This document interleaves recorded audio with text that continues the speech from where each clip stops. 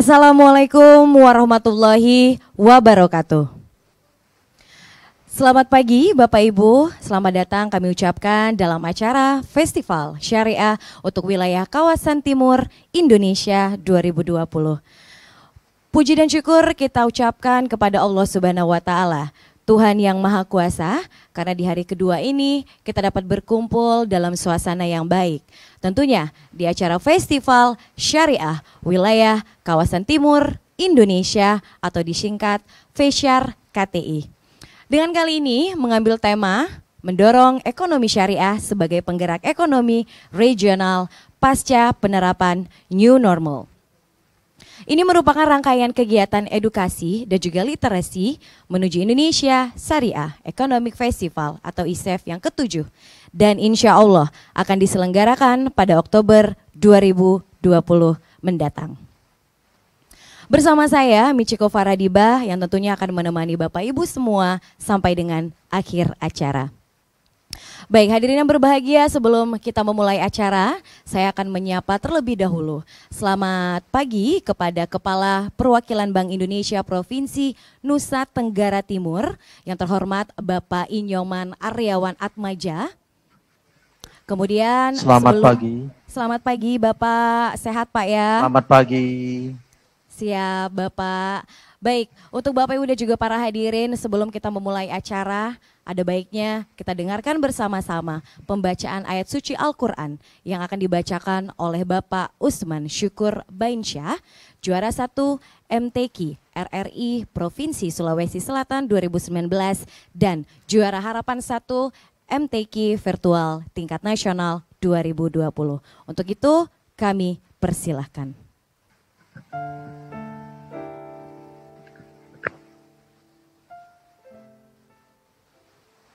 Assalamualaikum warahmatullahi wabarakatuh. A'udzu billahi minasy syaithanir rajim.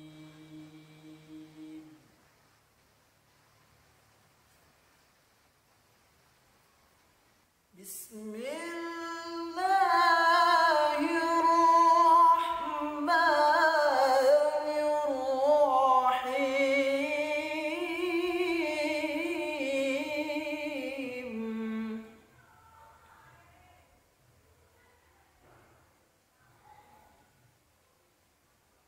Ya ayyuhalladzina amanu idza qumtum ilas shalah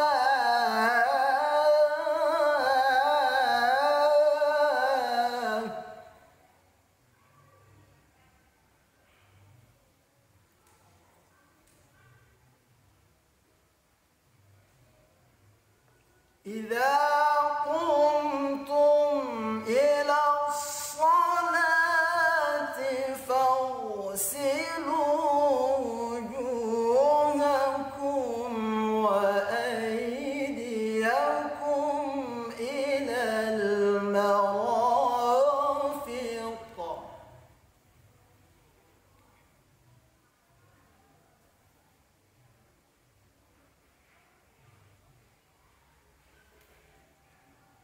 وأيديكم إلى المرافق وامسحوا برؤوسكم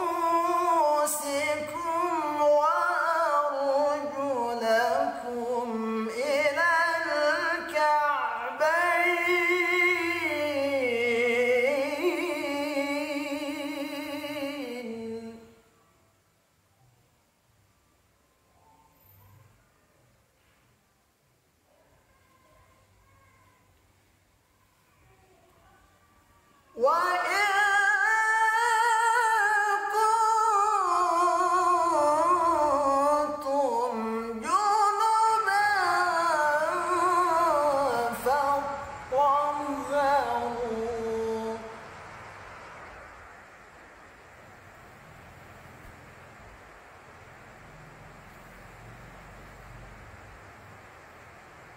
وإن كنتم مرضى أو على سفر أو جاء أحد منكم من الغائط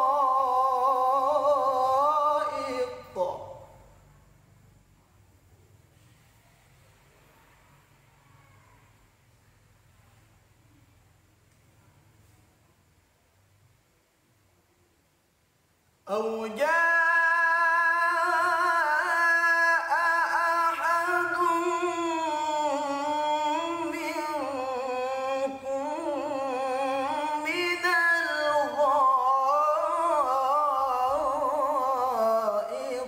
أو لامستم النساء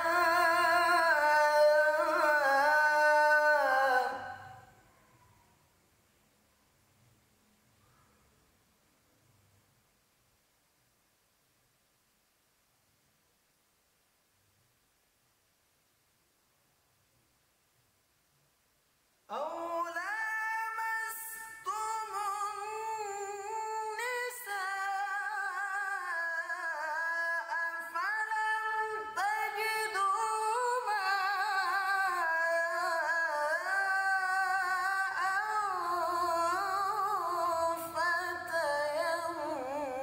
فتيمموا صعيدا طيبا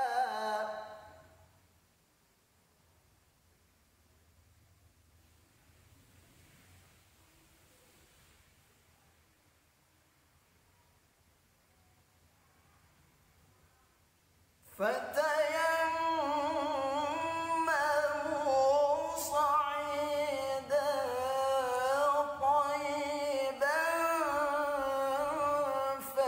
فامسحوا بوجوهكم وأيديكم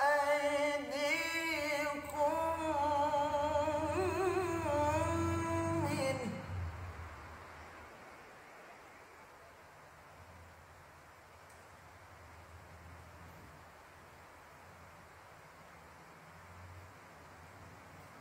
ما يريد الله ليجعل عليكم من حرج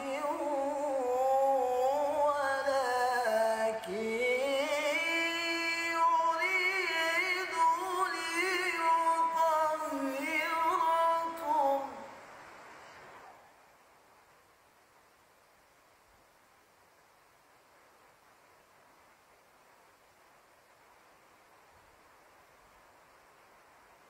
ولكن يريد ليطهركم وليتم نعمته عليكم لعلكم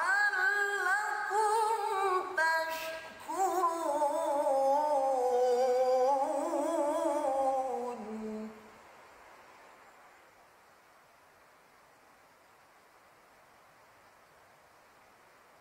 ولكن يريد ليطهركم وليتم نعمته عليكم لعلكم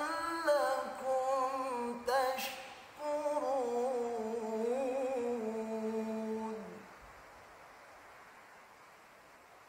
صدق الله العظيم. السلام عليكم ورحمة الله وبركاته. Waalaikumsalam warahmatullahi wabarakatuh. Baiklah Bapak Ibu, Mengawali rangkaian acara pada hari ini, kami mohon dengan hormat kepada Bapak Inyoman Aryawan Atmaja selaku Kepala Perwakilan Bank Indonesia Provinsi Nusa Tenggara Timur untuk memberikan keynote speech untuk hari ini. Maka dari itu kami persilahkan.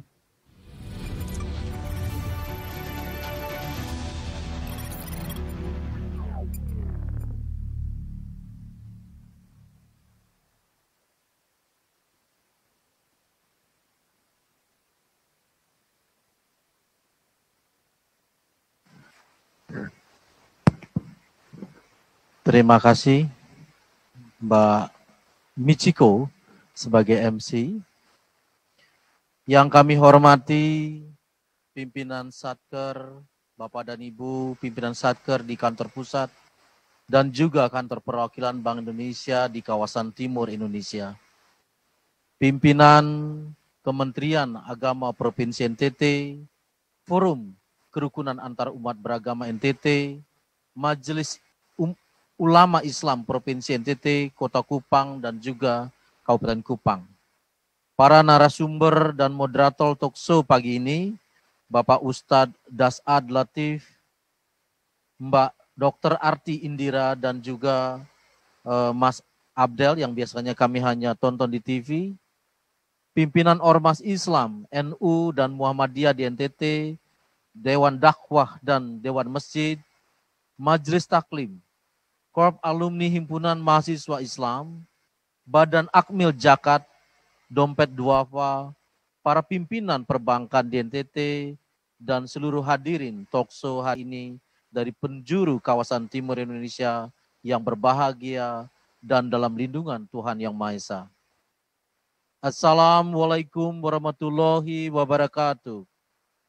Salam, salve, Om Swastiastu. Namo Buddhaya, salam kebajikan, dan salam sejahtera untuk kita semua.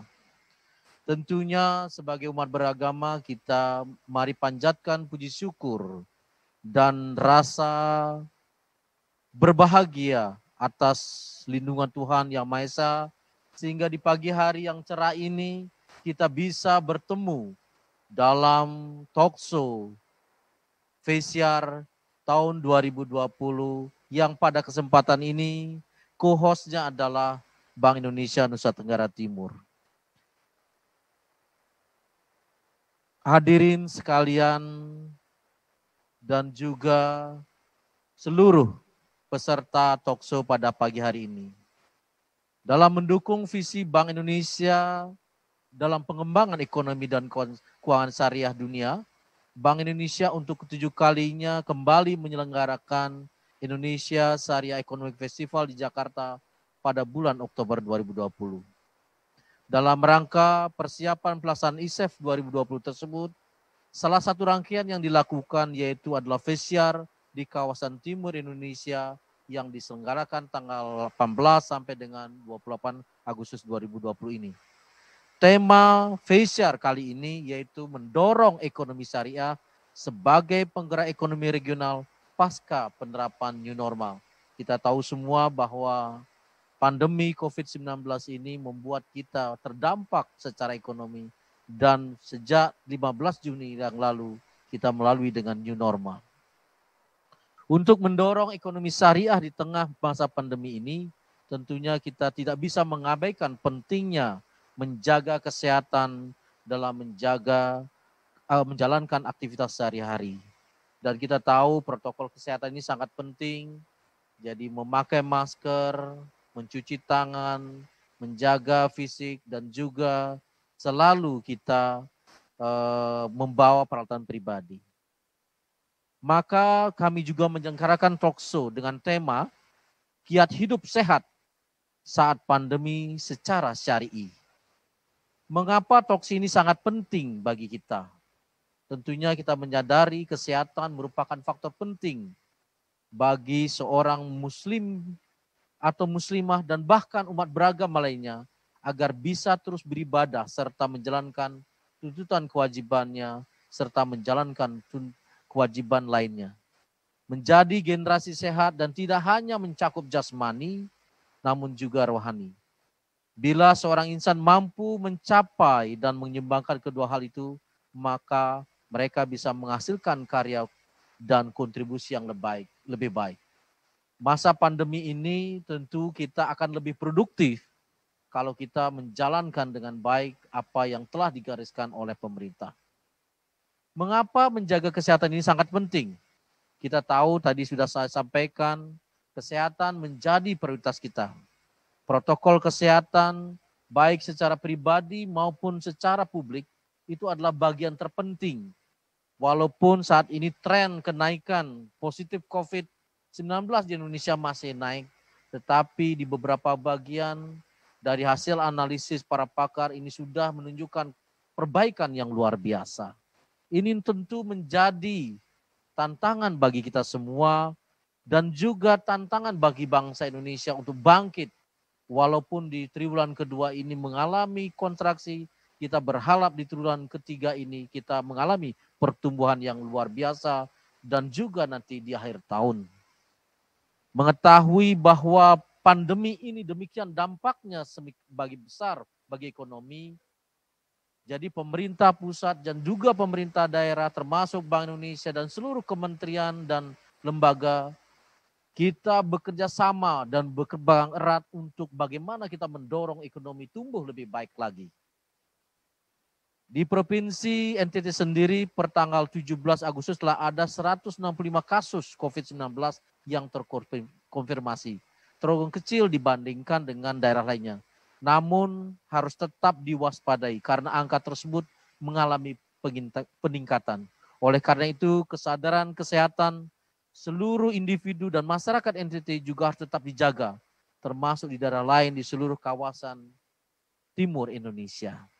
Selanjutnya izinkanlah saya mengucapkan terima kasih kepada Ustadz Das'ad Latif dan Mbak Dr. Arti Indira sebagai narasumber, serta Kang Abdel, nah ini ikon kita sebagai moderator yang telah meluangkan waktu bagi kita untuk berbagi ilmu dan juga berbagi bagaimana kita menjaga kesehatan selama pandemi ini dari sisi syari'i.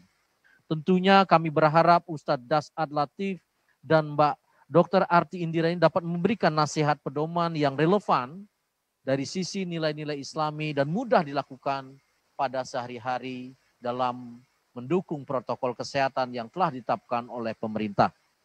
Maka dari itu, penutup sambutan saya dengan ini saya membuka secara resmi talkshow dengan tema Kiat Hidup Sehat Saat Pandemi Secara Syari'i. Saya harap kita semua dapat memetik pelajaran berharga dan menjaga kesehatan sesuai dengan nilai-nilai Islami di dalam kehidupan. Sekian dan terima kasih. Wassalamualaikum warahmatullahi wabarakatuh.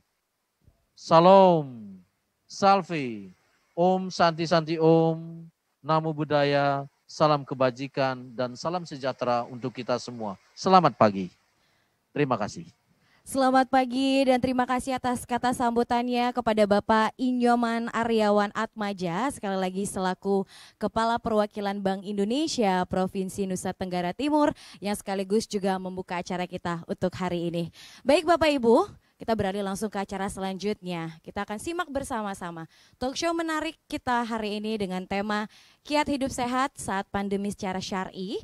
Dan moderator kita untuk hari ini spesial sekali ya. Ada Mas Abdel tentunya.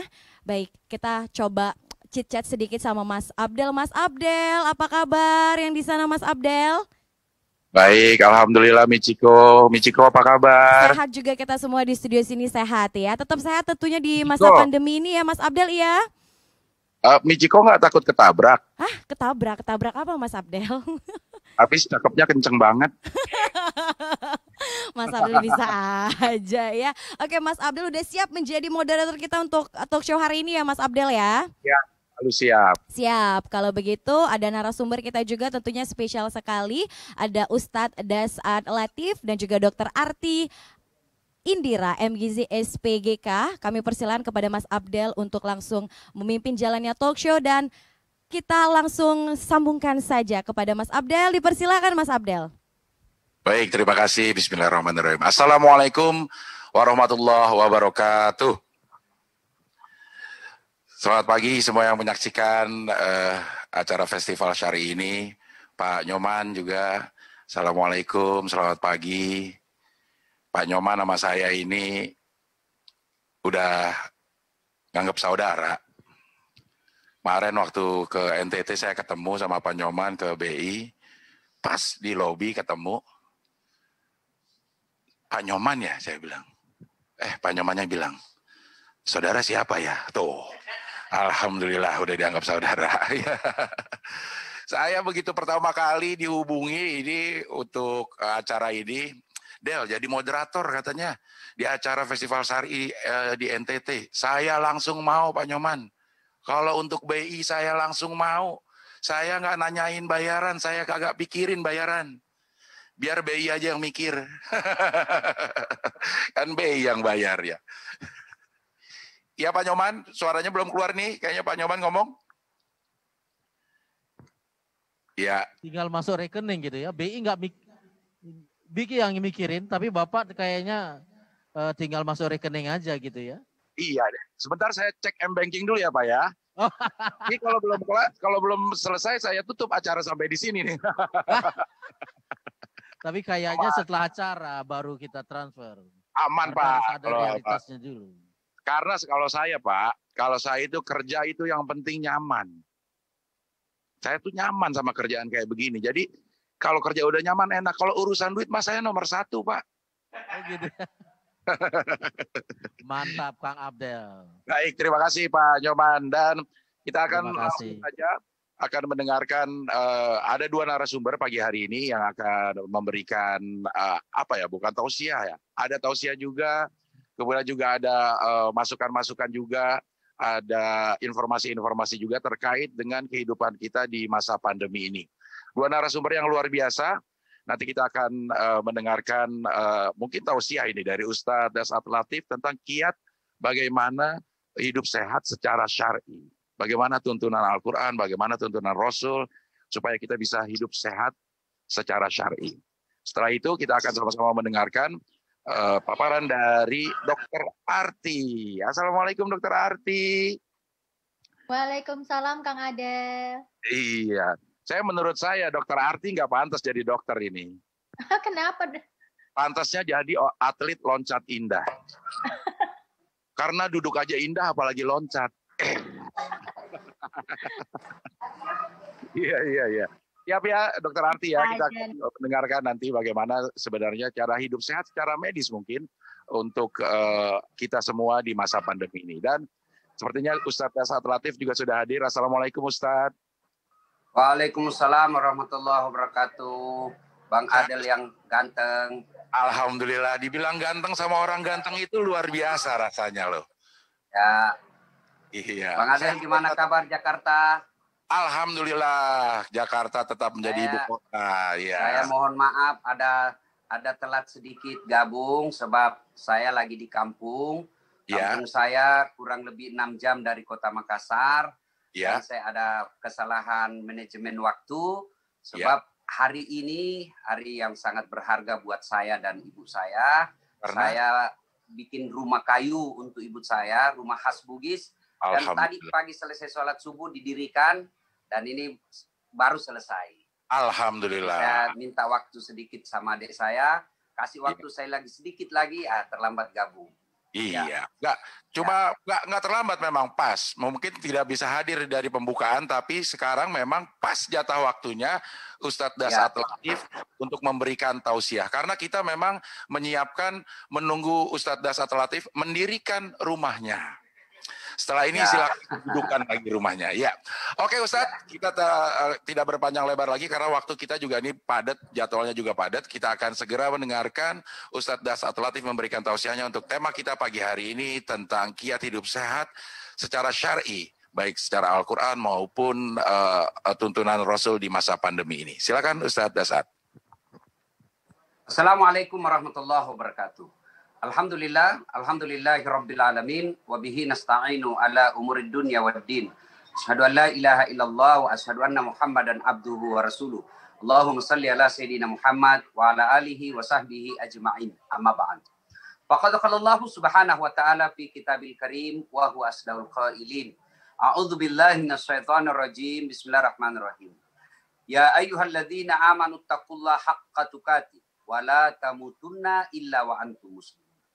Wahai orang-orang yang beriman, bertakwalah kalian kepada Allah dengan sebenar-benarnya takwa, dan janganlah kalian mati kecuali dalam keadaan beragama Islam. Ayat ini Jumat-Jumat dibacakan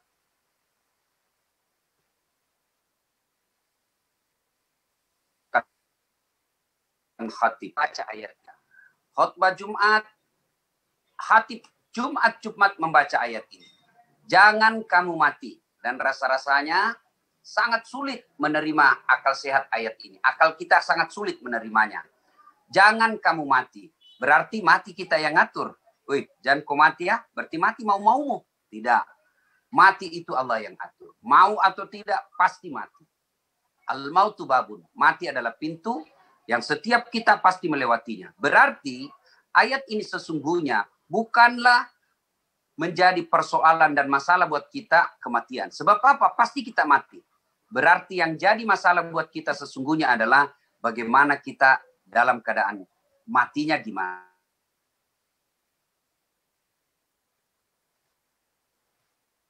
Ya, kecuali wa antum muslimun, dalam keadaan beragama Islam.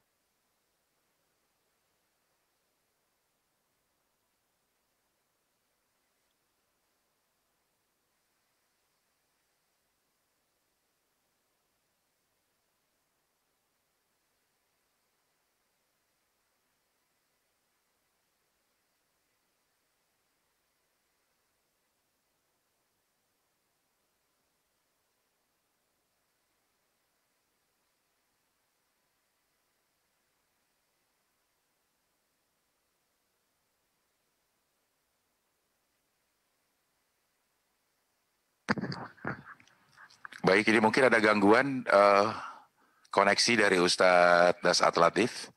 Mungkin adminnya bisa koreksi dulu sebentar. Kalau Dokter Arti masih bisa dengar saya, Dokter? Bisa dengar jelas, Kang. Oke, baik, kita masih menunggu koneksi dari Ustadz Dasat Latif. Ada sedikit gangguan. Mungkin untuk beberapa saat kita akan menunggu sambungan lagi dari Ustadz Dasat Latif. Sambil menunggu, saya boleh ngobrol-ngobrol sama Ustazah Arti Indira. Belum sampai. Aduh, amin. Doain ya. Amin, iya. Kayak saya nih. Ya, halo? Ya, udah tersambung lagi? Ya. Oke, silakan lanjut. Mohon maaf. Ya, jaringannya tidak terlalu bagus ya.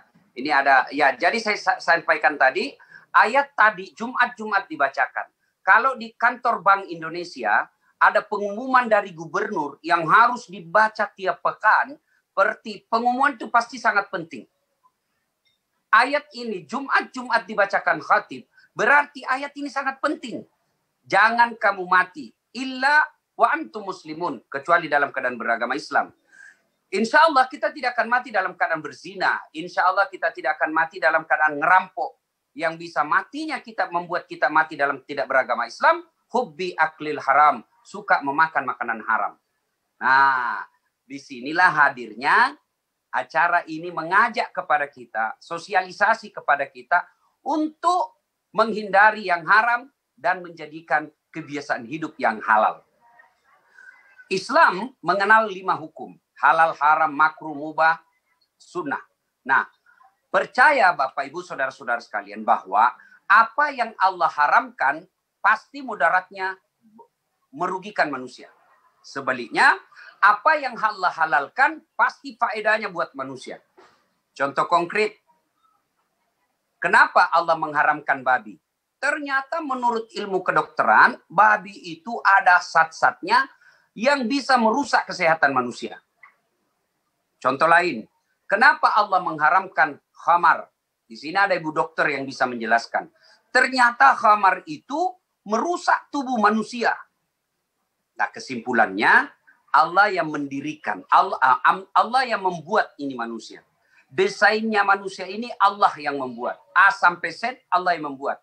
Berarti A sampai Z Allah tahu apa yang menjadi merusak manusia apa yang menjadi baik buat manusia. Jadi Allah mengharamkan sesuatu pasti karena ada kejelekan atau mudarat di dalam hukum itu yang kita diharamkan. Sebaliknya apa yang Allah halalkan pasti baik buat manusia. Nah, sekarang insya Allah kita akan terhindar dari korupsi. Insya Allah kita akan terhindar dari khamar. Tapi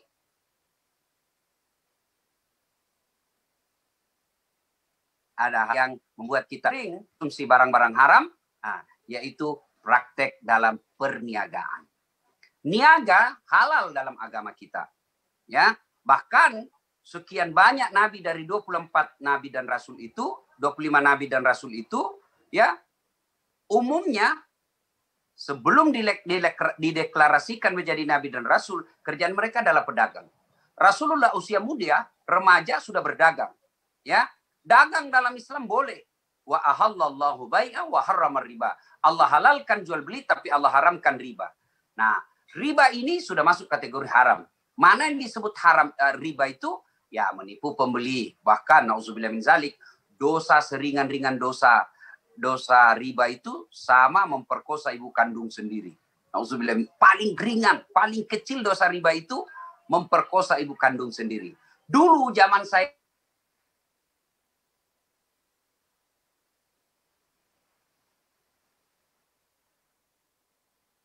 tidak ada di negara kita bank syariah.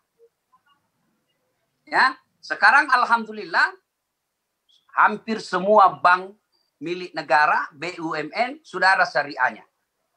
Biasanya kita sangat sulit terhindar dari bank yang berpraktik riba. Tapi alhamdulillah semua bank sekarang sudah ada syariahnya. Berarti kalau Bapak mau selamat dari diri kita ini, apa yang diharamkan oleh Allah, ya hijrah. Kita hijrahlah ke bank syariah. Lalu apa kaitannya diri kita ini, menjaga kesehatan ini dengan hal-hal yang Allah haramkan? Ini saya kira kompetensinya Ibu Dokter ya lebih kompeten untuk menjelaskan bagaimana keterkaitan antara apa yang Allah haramkan dengan apa kesehatan tubuh kita. Saya hanya bisa pernah baca satu khamar. Konon ya,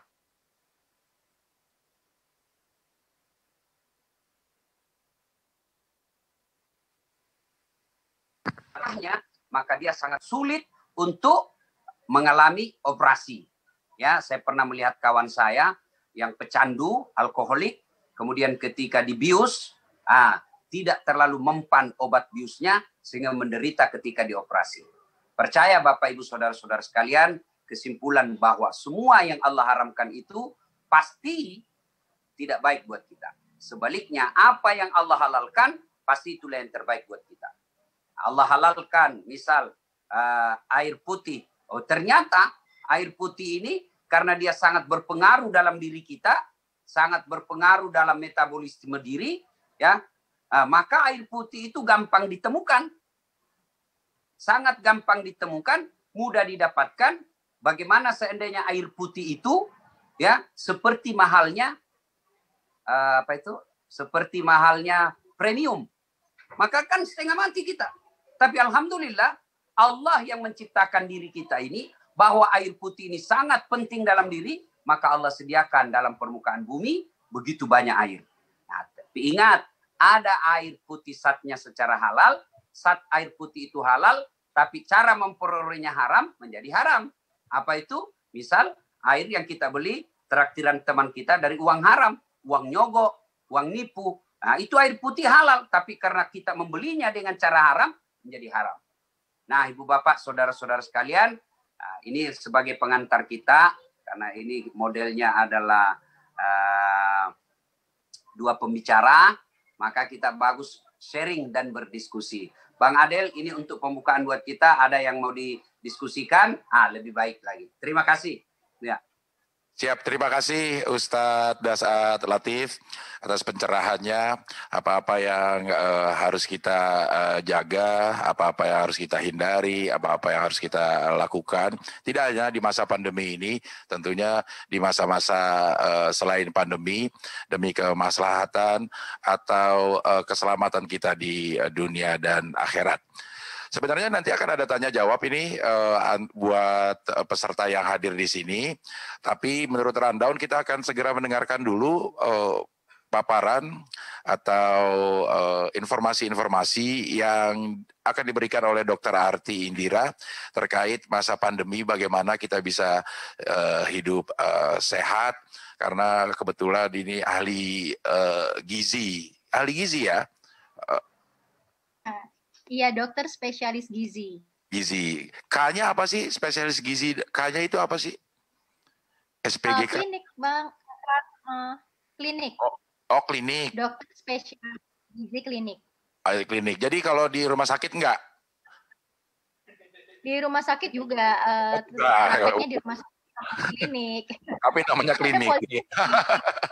Harusnya spesialis gizi dimanapun Anda berada.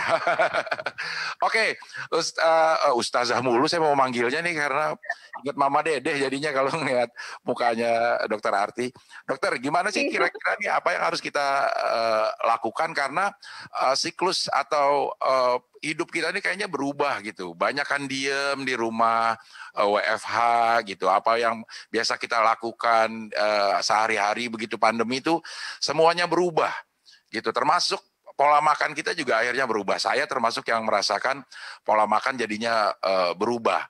Kalau tadinya ada makan pagi, makan siang, makan malam, kalau sekarang ada makanan kita makan. Karena mau ngapain lagi di rumah kadang-kadang bengong makan. Nah, sebenarnya gimana cara kita menjaga pola hidup kita di masa pandemi ini? Silakan Dokter Arti. Iya, terima kasih atas kesempatannya Kang Adel. Assalamualaikum warahmatullahi wabarakatuh. Terima kasih buat Bank Indonesia dari Nusa Tenggara Barat kesempatannya pada kali ini spesial, sehingga saya bisa sharing di sini mengenai pola hidup yang sehat selama masa pandemi. Nah, di sini saya langsung share screen saja ya.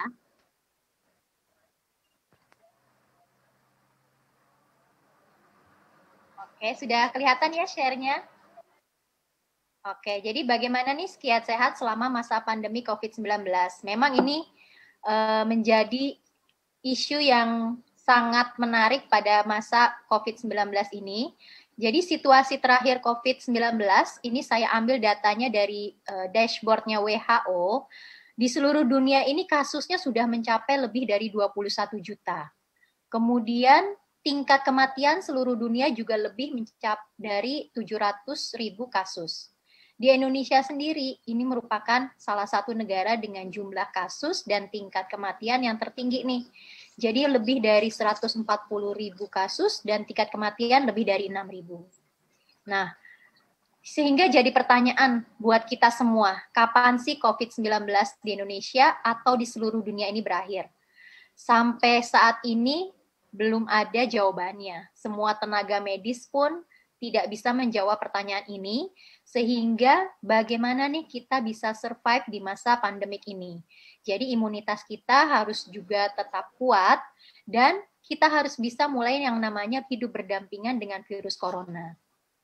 Nah, sebagai dasar, ini virus corona ini sebenarnya merupakan bagian dari keluarga besar flu biasa, virus MERS, virus SARS, dan juga nih si COVID-19 atau coronavirus disease ini merupakan virus baru sehingga disebut sebagai novel coronavirus. Nah, virus baru ini artinya kita sebagai tenaga medis masih berusaha terus, masih belajar terus untuk mengetahui karakteristik virus ini, kemudian bagaimana mendiagnosis sampai dengan terapinya. Nah, dari semua kasus di dunia memang sebanyak 30% ini tanpa gejala.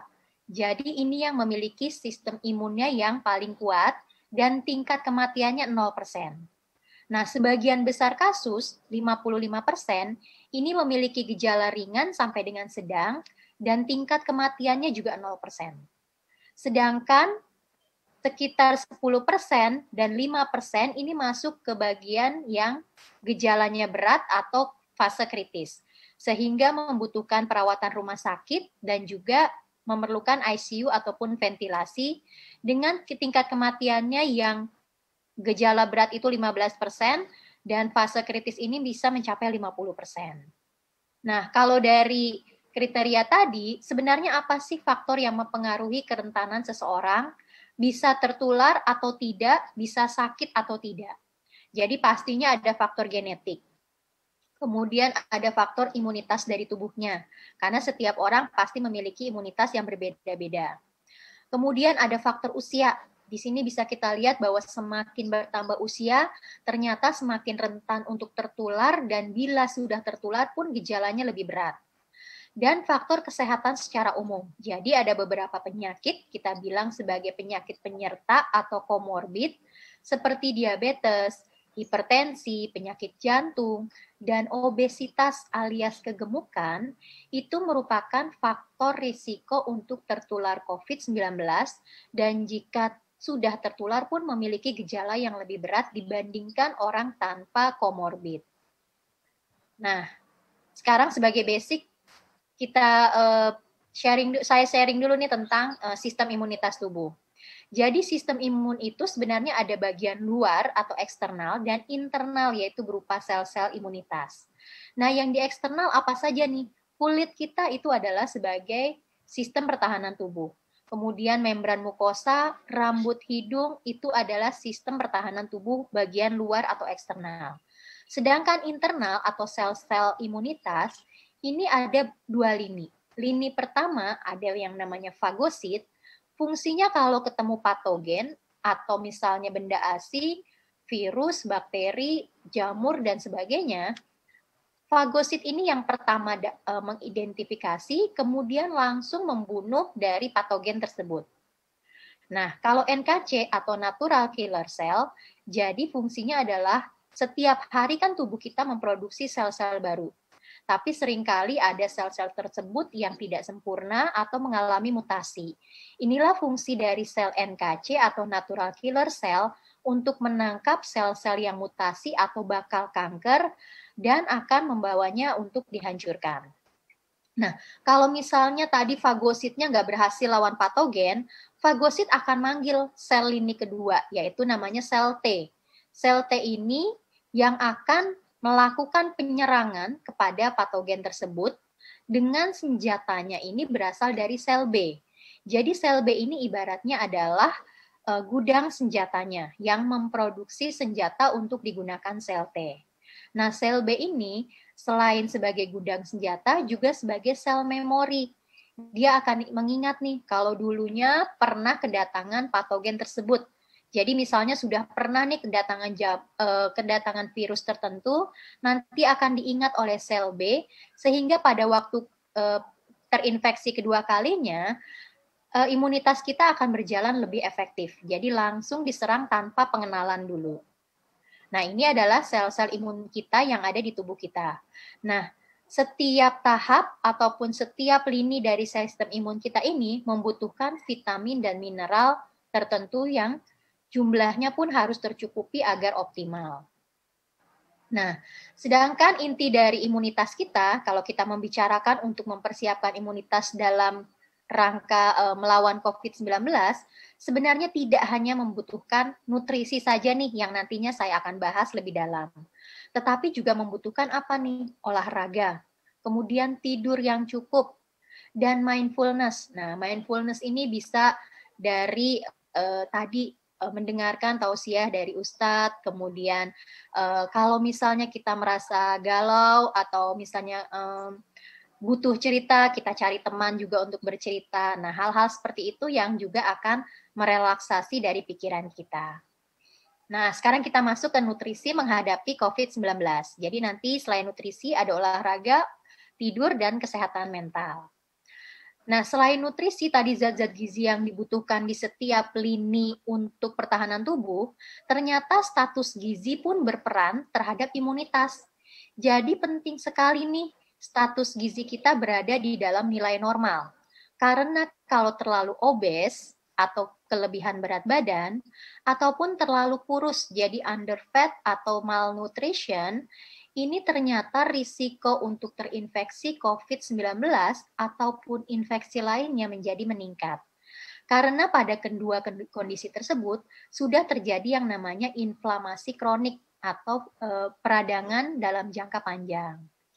Nah, gimana sih cara menentukan status gizi? Nah, masing-masing coba hitung ya, status gizinya berada di kriteria mana. Jadi caranya dengan mengetahui indeks massa tubuh atau IMT. Caranya yaitu berat badan dalam kilogram dibagi dengan tingginya ini dalam meter persegi. Jadi misalnya beratnya 70, tingginya 170 cm nih, dijadiin 1,7 kuadrat. Nah, masing-masing hitung ya, berada di kategori mana. Kalau misalnya hasilnya 18,5 sampai dengan 22,9, termaksud berat badan ideal ataupun normal nih. Tetapi kalau sudah di atas 23, ini sudah masuk ke overweight, dan di atas 25 sudah masuk ke dalam obesitas. Nah, jadi ini pada orang-orang yang berisiko tertular COVID-19. Dan jika di bawah 18,5, ini termaksud yang malnutrisi atau kurang gizi. Nah, semoga semua orang sudah tahu status gizinya dan tahu nantinya mesti bagaimana, apakah perlu menurunkan berat badan atau meningkatkan berat badannya.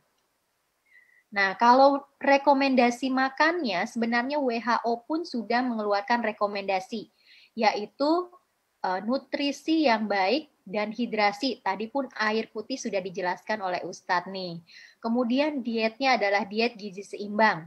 Makanannya yang segar, tidak diproses, kurangi atau hindari kelebihan dari gula, lemak, kemudian makanan terlalu asin, dan cukupkan air. Nah, nutrisi advice dari WHO ini bisa di-download di websitenya WHO. Cuma yang menarik dari advice nutrisinya ini adalah di kiri bawah bisa dilihat ada yang namanya counseling dan psychosocial support. Jadi WHO pun sudah mengetahui nih, kalau makannya bagus, tapi kesehatan mentalnya tidak baik, ternyata imunitasnya ini tidak akan optimal. Jadi tetap semua pilar dari imunitas tadi harus ditegakkan agar imunitasnya optimal. Jadi nggak melulu hanya makan, nggak hanya olahraga, tidak hanya tadi tidur saja ataupun kesehatan mental, tapi empat-empatnya harus ada. Nah, tadi yang dinamakan gizi seimbang adalah apa nih? Jadi makanan yang sehari-hari yang jenis dan jumlahnya sesuai kebutuhan tubuh. Artinya kalau sesuai kebutuhan tubuh, tiap orang pasti beda-beda. Jadi nggak ada standar yang sama untuk setiap orang, karena pasti berbeda-beda untuk setiap orang. Nah, ini prinsipnya ada variasi, jadi nggak melulu nih, kalau katanya lagi tren makan kale atau makan sayur tertentu, atau bahan makanan yang lagi hit sekarang. Nah, kalau itu aja kita nggak akan mendapatkan nutrisi yang optimal. Kemudian ada aktivitas fisik, ada hidup bersih, dan mempertahankan berat badan dalam berat badan normal. Nah, gizi seimbang ini menggantikan 4 sehat 5 sempurna yang kita gunakan dulu. Jadi tadi konsep 4 sehat 5 sempurna sudah tidak digunakan, diganti gizi seimbang sejak awal tahun 2000-an. Nah, sebenarnya kalau dari awal tahun 2000-an kita sudah menerapkan konsep gizi seimbang, sudah tidak aneh lagi dengan segala rekomendasi yang dikeluarkan WHO ataupun badan nutrisi lainnya. Nah, konsep gizi seimbang ini dalam penerapannya ini dibuat dalam bentuk tumpeng gizi. Nah, bisa dilihat nih basic dari tumpengnya, yaitu hal-hal yang harus kita lakukan untuk mendukung imunitas kita. Mulai dari mencuci tangan, kemudian memantau berat badan di berat badan normal, dan aktivitas fisik dari aktivitas harian, kayak berjalan, menyapu, jadi lebih aktif ya. Kemudian olahraga, boleh apa aja nih yang memang disukai. Dan sebagai basic dari tumpeng ini adalah sumber karbohidrat, jadi sebanyak 3 sampai dengan 4 porsi. Nah, ini nggak harus melulu nasi. Jadi boleh bahan makanan sumber karbohidrat lain. Kalau suka jagung silahkan, kentang silahkan. Kalau ada yang suka havermut boleh juga. Jadi tidak melulu nasi, tapi cukupkan sebagai sumber karbohidrat. Nah, di atas karbohidrat adalah sumber sayuran dan buah-buahan. Sayuran 3 sampai dengan 4 porsi, buah-buahan 2 sampai dengan 3 porsi. Jadi caranya tiap kali makan utama harus ada sayur. Dan sebagai selingannya ini adalah buah sebanyak 2 sampai dengan 3 porsi. Nah, di atas ini ada lagi yang namanya sumber protein. Protein di sini bisa dari protein hewani, ayam, ikan, daging, telur, ataupun protein nabati, kacang-kacangan, tahu, tempe bisa digunakan. Dan bisa dilihat di sini susu yang dulu konsep 4 sehat 5 sempurna. Sempurnanya dengan susu ternyata dimasukkan ke dalam sumber protein. Nah, kemudian di atasnya dari tumpeng ini adalah puncaknya, ini adalah bahan makanan yang harus kita kurangi agar kesehatan kita menjadi lebih baik. Jadi apa aja nih yang kita batasi? Gula, garam, dan minyak. Dan jangan lupa minum air putih minimal 8 gelas per hari. Ini adalah konsep gizi seimbang dan nanti penerapannya dalam bentuk piring sehat, Bu. Jadi nanti mulai makan siang piringnya seperti ini nih. Setengah dari piringnya ini adalah sayuran dibanyakin, baru sedikit buah, kemudian setengahnya lagi adalah sumber karbohidrat dan sumber protein. Dan nanti mulai makan siang seperti ini ya. Nah, ini kemudian rekomendasi WHO berikutnya adalah bahan makanan yang segar dan tidak diproses. Makanannya apa aja nih? Ada karbohidrat, protein, lemak. Nah, ini masing-masing punya fungsinya sehingga seharusnya ada di setiap kali makan. Nah, karbohidrat yang mana yang dipilih? Jadi karbohidrat yang kompleks. Kenapa karbohidrat kompleks? Karena memang kita berhubungan dengan indeks glikemik atau GI, glycemic index. Indeks glikemik adalah kemampuan suatu bahan makanan untuk menaikkan gula darah. Jadi kalau gula darahnya ini cepat naik, tentunya lama-lama ini terjadi yang namanya resistensi insulin dan mudah sekali terjadi diabetes. Jadi hati-hati pilih makanan dengan indeks glikemik yang rendah, seperti beras basmati atau beras merah boleh, beras coklat boleh, beras hitam silahkan. Kemudian perbanyak sayuran dan buah-buahan. Kalau suka pasta, dipilih yang gandum atau roti gandum. Kemudian havermut dan beberapa jenis buah-buahan. Tetapi hindari dari karbohidrat yang simple karena biasanya seringkali dengan indeks glikemiknya tinggi. Nah, kalau gitu jadi karbohidratnya ini 50 sampai dengan 60% dan pemilihannya adalah karbohidrat kompleks. Kemudian kita lanjut ke protein nih. Protein tadi terdiri dari protein hewani, protein nabati, cukupkan nih 0,8 sampai dengan 1,2 gram per kilogram berat badan per hari. Misalnya beratnya 50 kg nih, jadi cukupkan proteinnya ini sekitar 50 gram atau 1 gram per kilogram berat badan per hari itu pun sudah cukup. Nah, pemilihannya juga proteinnya bervariasi. Kemudian kita lanjut ke lemak. Lemak juga harus ada di tiap kali makan. Nah, tapi lemak yang mana nih? Lemak yang dipilih adalah lemak yang baik, dalam artian nih lemak yang tidak jenuh. Tidak jenuh bisa rantainya tunggal ataupun rantai jamak.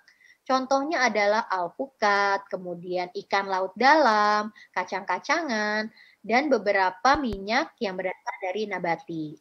Kurangi lemak yang berasal dari lemak jenuh ataupun trans fat. Nah, buah-buahan tadi 5 sampai dengan 6 porsi. Ini sebagai sumber serat, antioksidan, kemudian vitamin dan mineral. Cara masak juga penting. Jadi perbanyak cara masak yang yes nih. Dikukus, direbus, dipepes, dipanggang, dikuah. Itu yang digunakan untuk cara masak sehari-hari. Saya sangat mengerti kalau ibu-ibu di sini misalnya lebih cepat atau lebih praktis dan pastinya enak, lebih sering memilih cara masak digoreng. Tapi perhatikan nih, kalau misalnya kita lebih sering menggoreng, tentunya asupan lemak, apalagi lemak jenuh ini akan semakin banyak. Jadi selalu pilih adalah cara masak yang lebih sehat dibandingkan yang tidak sehat. Nah, nanti makan siangnya mulai seperti ini nih. Jadi perbanyak sayurnya di setengah piring, kemudian di setengahnya lagi bagi 2, 1/4-nya adalah sumber karbohidrat, 1/4-nya lagi adalah sumber protein. Nah, mulai piringnya seperti ini, jangan kebalik ya. Misalnya karbohidratnya jadi setengah piring, isinya ada nasi, ada mie, ada kentang, ada kerupuk. Nah, yang kayak gitu nih, yang ternyata asupan karbohidratnya jadi berlebihan, jadinya mudah terjadi obesitas. Kemudian nutrisi apa saja nih? Ini adalah beberapa vitamin dan mineral yang dibutuhkan untuk membentuk imunitas. Nah, tidak akan saya bahas satu-satu karena tadi waktu yang disediakan 30 menit, tetapi nanti slide-nya boleh saya sharing. Nah, ini adalah vitamin A, misalnya adalah jumlahnya yang kita butuhkan 600 sampai 650 mikrogram. Jadi ada yang namanya AKG. Nah, ini bisa didapatkan misalnya dari kalau misalnya suka sama apa nih wortel. Nah, boleh nih digunakan wortel. Setengah cup itu sudah mencukupi untuk kebutuhan dari vitamin A. Begitu juga vitamin C, AKG-nya tidak terlalu tinggi nih, 75 sampai dengan 90 mg, bisa didapatkan dari jeruk sebanyak 1 sampai dengan 2 butir jeruk. Nah, AKG untuk vitamin C ini memang tidak besar, tetapi pada saat masa COVID ini kita membutuhkan di atas nilai AKG atau angka kebutuhan gizi, yaitu boleh sekitar 200 sampai dengan 500 mg. Nah, kita lanjut vitamin B6, bisa dilihat nanti bahan-bahan makanannya, B6, B12, B9. Kemudian salah satu vitamin yang hits yaitu vitamin D nih pada masa COVID, pasti berhubungan dengan sinar matahari, yaitu pada waktu untuk berjemur. Jadi bahan makanannya ini adalah misalnya dari ikan laut dalam, kemudian dari susu, dari tahu, dari telur, ini yang dibutuhkan untuk sumber vitamin D. Kemudian vitamin E bisa dilihat, begitu juga zinc, selenium, zat besi, tembaga, dan terakhir adalah omega 3. Nah, dari bahan makanan tersebut, tadi kan ada yang namanya nilai AKG atau angka kebutuhan gizi atau biasanya kita sebut RDA, Recommended Dietary Allowance. Ini adalah nilai agar kita tidak defisiensi. Tetapi jika kita ingin imunitasnya ini lebih optimal, sebaiknya berada di atas sedikit dari nilai AKG. Nah, jika bingung ataupun tidak paham, sebaiknya memang konsul dengan dokter, bisa juga dengan dokter gizi klinik, ataupun periksa kadarnya, dan bisa melakukan pemeriksaan nutrigenomik, yaitu pemeriksaan gen yang berhubungan dengan nutrisi. Nah, kemudian makan bahan makanan yang rendah garam dan gula. Nah, siapa nih jajanannya selama pandemik makanannya kayak gini nih? Kang Abdel kayak gini nggak makanannya nih? Nah, semua tadi jatah itu. Semua saya itu. Jatah gula harian itu yang ada di puncak dari piramid yaitu sekitar 4 sendok makan per hari nih. Nah, misalnya kira-kira 8 sendok teh gula. Nah, kalau misalnya tadi minum-minuman yang di kaleng yang paling atas nih, ternyata jatah gula harian kita juga sudah habis kalau misalnya mengkonsumsi setiap hari seperti ini, lama-lama obesitas dan juga diabetes. Jadi perhatikan asupan gula terutama dari gula pasir. Nah, garam juga nih. Kalau garam kadang-kadang kita memakan garam yang tidak kita sadari.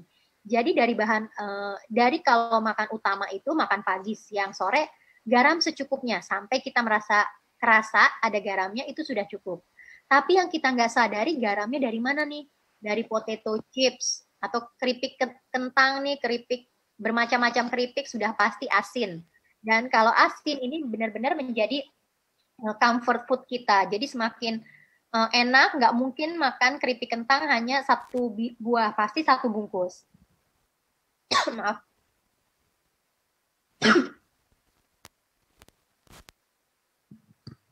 Kemudian caranya lagi adalah untuk menurunkan asupan garam, selalu pilih bahan makanan yang segar. Dan kemudian membatasi untuk penggunaan garam, tapi banyaki dari kayak herbal, kemudian dari bumbu-bumbu dapur, ini dapat mengurangi asupan garam.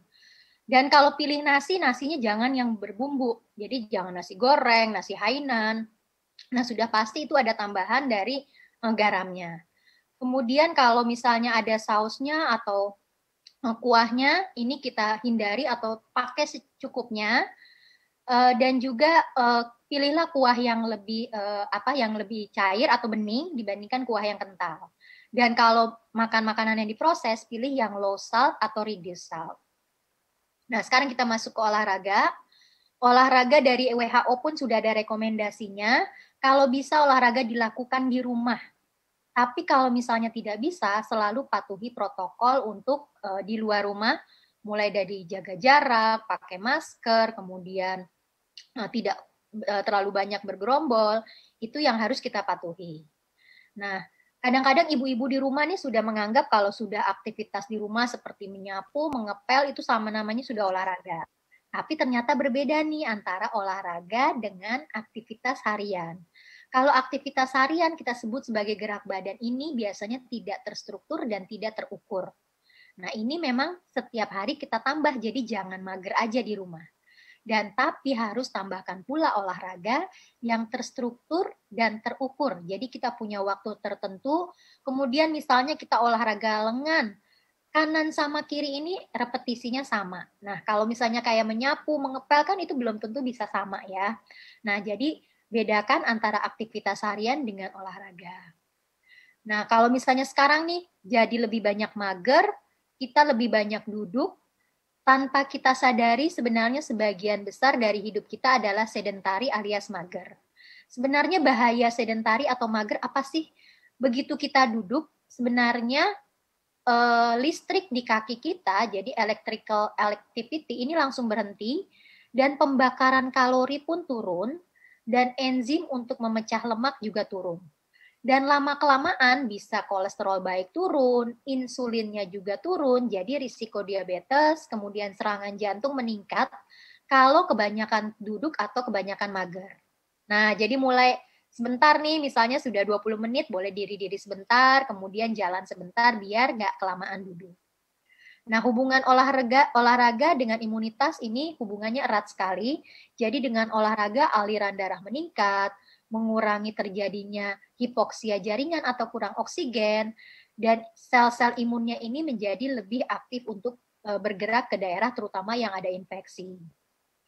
Nah, hubungannya olahraga dengan imunitas tadi, kalau misalnya olahraga dengan intensitas sedang memang menurunkan kejadian terinfeksi, salah satunya infeksi saluran nafas atas sampai dengan 50%. Tetapi jika olahraganya terlalu berat, yaitu meningkat sampai 6 kali lipat, olahraganya terlalu berat, ternyata risiko infeksinya meningkat sampai 6 kali lipat. Jadi olahraga pun jangan terlalu berat. Nah, bagaimana bisa tahu nih olahraga terlalu berat? Nah, olahraga yang intensitas sedang ini, kalau lagi kita olahraga misalnya jalan atau sepedahan atau misalnya jalan cepat, ini kita masih bisa ngomong dengan teman kita atau misalnya kita masih bisa tidak ngos-ngosan. Nah, tapi kalau udah sampai ngos-ngosan, nggak sanggup lagi ngomong, itu olahraganya sudah masuk ke intensitas berat. Jadi olahraganya selalu berada di intensitas sedang aja ya. Nah, ini adalah rekomendasi kalau sudah terkena COVID, apakah bisa langsung balik olahraga. Nah, sebaiknya memang konsultasi ke dokter jantung dulu, karena seringkali ada yang namanya miokarditis, jadi virusnya itu juga menyerang otot dari jantung, sehingga perlu pemeriksaan tambahan agar bisa olahraga dengan optimal. Karena nanti takutnya setelah tertular COVID dan langsung olahraga, terjadi yang namanya tadi miokarditis, yaitu peradangan di otot jantung. Nah, ini malah masalahnya akan menjadi lebih berat. Nah, sekarang kita masuk ke tidur. Tidur pun ada beberapa siklus. Nah, ini saya skip aja. Tidur berhubungan dengan sistem imun secara erat. Kalau kita kurang tidur secara akut, efektivitas dari sel-sel imunitas menjadi turun. Kalau semakin lama, sudah terjadi inflamasi di tubuh kita. Nah, kalau sistem imun sudah turun, terjadi inflamasi, ternyata kualitas tidur kita pun menjadi semakin berkurang. Nah, kalau misalnya ini terus berlangsung, jadi seperti lingkaran setan. kualitas tidur kurang, sistem imun turun turun pun kualitas tidur kita menjadi tidak baik. Nah, ini adalah cara-cara bagaimana meningkatkan kualitas tidur kita. Misalnya kalau sebaiknya memang ada kamarnya dalam kondisi gelap, karena nanti melatonin, kemudian sel-sel imun pun akan berfungsi dengan baik. Kemudian bisa suhunya jangan terlalu dingin, juga jangan terlalu panas. Ini adalah hal-hal yang sebaiknya dilakukan untuk meningkatkan kualitas tidur. Nah, kalau dari bahan makanan bagaimana nih? Ini adalah beberapa bahan makanan yang dapat meningkatkan kualitas tidur karena tinggi triptofan dan juga vitamin B3. Kalau dari kesehatan mental, memang pada masa COVID ini kesehatan mental semua orang terganggu. Jadi ini adalah hal yang normal. Kita merasakan sedih, stres, bingung, ataupun takut dan marah pada masa krisis ini. Dan biasanya ini terutama pada masa awal nih, pada fase 1. Jadi di awal itu biasanya kita mulai ngerasa tidak nyaman, dilanjutkan di fase kedua sudah mulai kelelahan secara mental, dan secara ekonomi pun juga sudah ada dampaknya. Dan sekarang kita mulai memasuki ini antara fase kedua dan ketiga. Sebenarnya kita sudah mulai bisa menerima dan menerapkan ke arah new normal. Nah, tadi masalah kesehatan mental tidak hanya pada pasien COVID ataupun tenaga medis, tetapi seluruh masyarakat awam maupun subpopulasi juga merasakan masalah mental ini juga terdapat gangguan ataupun adanya suatu masalah. Nah, hubungannya apa nih antara suatu stres dengan sistem imun? Nah, stres ini merupakan suatu sinyal dan respon. Jadi sinyalnya ini akan mengeluarkan hormon stres. Kalau hormon stres sudah keluar, pastinya sistem imun pun akan turun. Dan responnya adalah apa? Tekanan darah meningkat, denyut jantung naik, gula darahnya juga naik. Nah, orang-orang dengan penyakit komorbid jika mengalami stres, tentu saja sistem imunnya juga akan semakin menurun. Nah, ini adalah apa saja sih efek stres ke dalam tubuh kita. Ternyata semua anggota tubuh kita juga mengalami gangguan jika kita mengalami stres. Nah, ini adalah kelanjutannya. Dan jadi pada masa COVID ini kita harus terus positive thinking, melakukan exercise atau olahraga secara reguler, makannya adalah diet gizi seimbang, melakukan relaksasi ataupun beribadah di sini.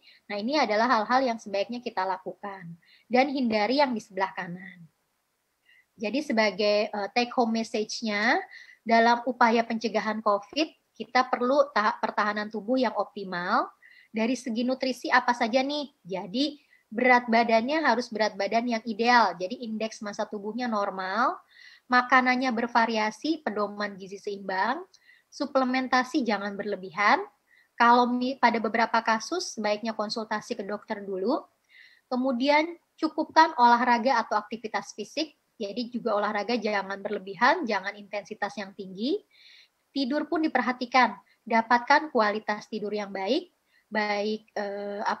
Kuantitasnya juga sebanyak 6 sampai dengan 8 jam, dan kita harus bisa memanajemen stres yang baik dengan mencari curhat ataupun bisa juga dengan ke arah ibadah. Nah, ini kita harus tahu bagaimana cara menangani stres. Nah, sekian dari saya. Terima kasih. Assalamualaikum warahmatullahi wabarakatuh. Waalaikumsalam warahmatullahi wabarakatuh. Terima kasih Dr. Arti Indira yang sudah memberikan paparannya cukup lengkap, jelas, dan ternyata banyak apa yang kalau saya ternyata banyak yang saya lakukan itu salah, bukan banyak, hampir semua kayaknya ya. Makanannya juga udah nggak teratur, ya makan apa aja lah yang ada, gerak juga udah mulai males. Nah, sebelum saya berikan kesempatan kepada bapak-bapak, ibu-ibu yang mau bertanya, saya juga pengen nanya ke Dr. Arti nih. Saya tuh udah mulai bersepeda sekarang. Bersepeda itu kan ada aturan itunya tuh, gearnya, giginya ada yang bisa berat, ada yang bisa enteng gitu. Nah sebenarnya kalau umur-umur saya, Pak Nyoman, Ustadz Dasat, ya umur-umur 40-an ke atas itu lebih baik yang berat atau yang enteng supaya kita banyak mengayuhnya? Oke, jadi kalau misalnya baru mulai, ya. Sebaiknya pasti dari yang ringan dulu nih. Jadi mungkin gigi-gigi yang lebih ringan, kemudian baru kalau misalnya sudah biasa, baru bisa naikin bertahap yang sedang, kemudian yang berat. Jadi jangan langsung memaksakan tubuhnya mengikuti tren, misalnya ngikuti temennya yang dalam grup yang sama buat kecepatan. Gitu ya. Jangan dong, jangan terlalu berat juga karena tadi ke imunitas juga tidak baik nih kalau misalnya kita olahraganya terlalu berat. Jadi selalu usahakan olahraganya itu berada di yang intensitas sedang saja. Iya, jadi memang kalau misalnya kita touring bareng teman-teman, kalau ketinggalan tuh suka agak ada gengsi gitu. Padahal dengkul udah nggak kuat, napas udah ngos-ngosan. Nah itu jangan lebih baik olahraga sendiri dulu sesuai dengan kondisi tubuh dulu ya, Dokter Arti ya. Ya, jadi disesuaikan dengan kondisi tubuh. Pastinya setiap orang berbeda. Mungkin temannya yang lebih cepat itu mungkin latihannya juga sudah lebih lama, sudah banyak berlatih sendiri juga gitu. Jadinya pasti lebih cepat ya. Gitu. Yeah. Jadi Kang Alden latihan sendiri dulu aja, bisa pakai sepeda statis di rumah, ataupun sekarang banyak yang virtual ya. Nah, itu bisa dilakukan. Iya. Nah, satu lagi, kalau pakai masker saya suka ngap. Kalau lagi olahraga itu, gimana tuh? Apakah olahraga harus pakai masker atau lepas masker aja? Oke, jadi kalau sarannya selama masa pandemik ini, olahraga di rumah pertama nih. Jadi kalau bisa di rumah dulu. Kalau misalnya harus keluar, terapkan prinsip atau protokol-protokol kesehatan yang berlaku, termasuk pakai masker. Nah, pakai masker ini, kalau misalnya ketemu dengan orang banyak, misalnya Kang Abdel, touringnya sama 20 orang gitu, terus mau nggak mau kan kontaknya jadi sering ya. Nah itu sebaiknya tetap pakai masker gitu, karena kita nggak tahu nih seseorang ini membawa virus atau enggak, sedang sakit atau enggak. Nah itu yang harus diperhatikan. Nah kalau misalnya masker, saya lihat sih untuk masker sepeda sudah ada beberapa yang nyaman nih, ada filternya. Kang Abdel mungkin bisa cari nih masker sepeda yang bikin lebih nyaman. Nah, itu bisa digunakan. Nah, kemudian tetap saja sih saya sarankan jangan dengan kelompok besar. Kalau bisa bikin bubble circle, jadi kelompok kecil yang memang Kang Abdel ini tahu nih orangnya di rumah ngapain aja, sehari-hari ketemu siapa aja, kondisi kesehatannya gimana. Jadi dengan begitu, Kang Abdel juga lebih sehat, lebih aman. Iya. Oke, saya akan coba cari maskernya dulu. Tapi yang pertama akan saya cari sepedanya dulu. Selama ini memang saya minjem. Oke, baik. Ustadz Dasat, ini saya sebelum kasih ke Flor yang ingin bertanya, saya juga pengen nanya ke Ustadz Dasat. Sebenarnya ada nggak sih tuntunan dari Rasul tentang tata cara kita makan?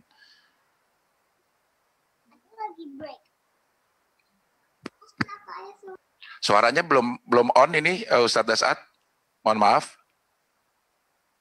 Ya, Bapak Ibu, saudara-saudara sekalian, agama Islam ini adalah agama paripurna. Agama yang nilai-nilai kehidupannya bukan hanya mengatur soal akhirat semata, bahkan segala aktivitas kita diatur. Ya, jangankan makan, Bang Adel, buang angin aja itu diatur. Coba bayangkan. Ya, jangankan makan, bersin aja diatur. Alhamdulillah. Nah, kita begitu hebatnya Islam mengajarkan interaksi ketika kita bergaul, itu orang dengar, alhamdulillah, Bapak nggak boleh diam aja, sambut dia, yarhamkallah. Sudah didoakan, Bapak lagi doakan lagi, yahdi bikumullah. Nah, selesai, ya sudahlah. Kan? Itu semua diatur, ya. Apalagi yang soal makan, ya.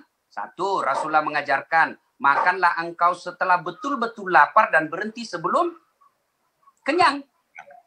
Nah, coba kalau ini diterapkan, apa yang Ibu dokter tadi sampaikan aman. Kan kita kadang-kala makan nambah. Sehingga kenapa Rasulullah mengajarkan makan setelah lapar? Karena lapar sebenarnya itu enak tidaknya makan bukan dari jenis makanannya, tapi lapar apa tidak. Kalau Bang Adel makan saat betul-betul lapar, makanan apa pasti nikmat. Nah, kemudian diajarkan berhenti sebelum kenyang. Karena kalau orang kekenyangan itu bisa membuat orang keseimbangan kesehatannya hilang. Tuh, 1, 2. Kata Nabi, makanlah engkau jangan sambil berdiri. Karena makan sambil berdiri itu makan bersama dengan setan. Nah, tanya deh ahli medis, kenapa kita dilarang makan dan minum berdiri? Itu ternyata ada tinjauan kesehatannya. Ya, kemudian makan juga diatur.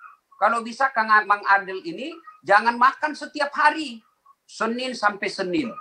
Kalau bisa Senin rehat sehari, puasa.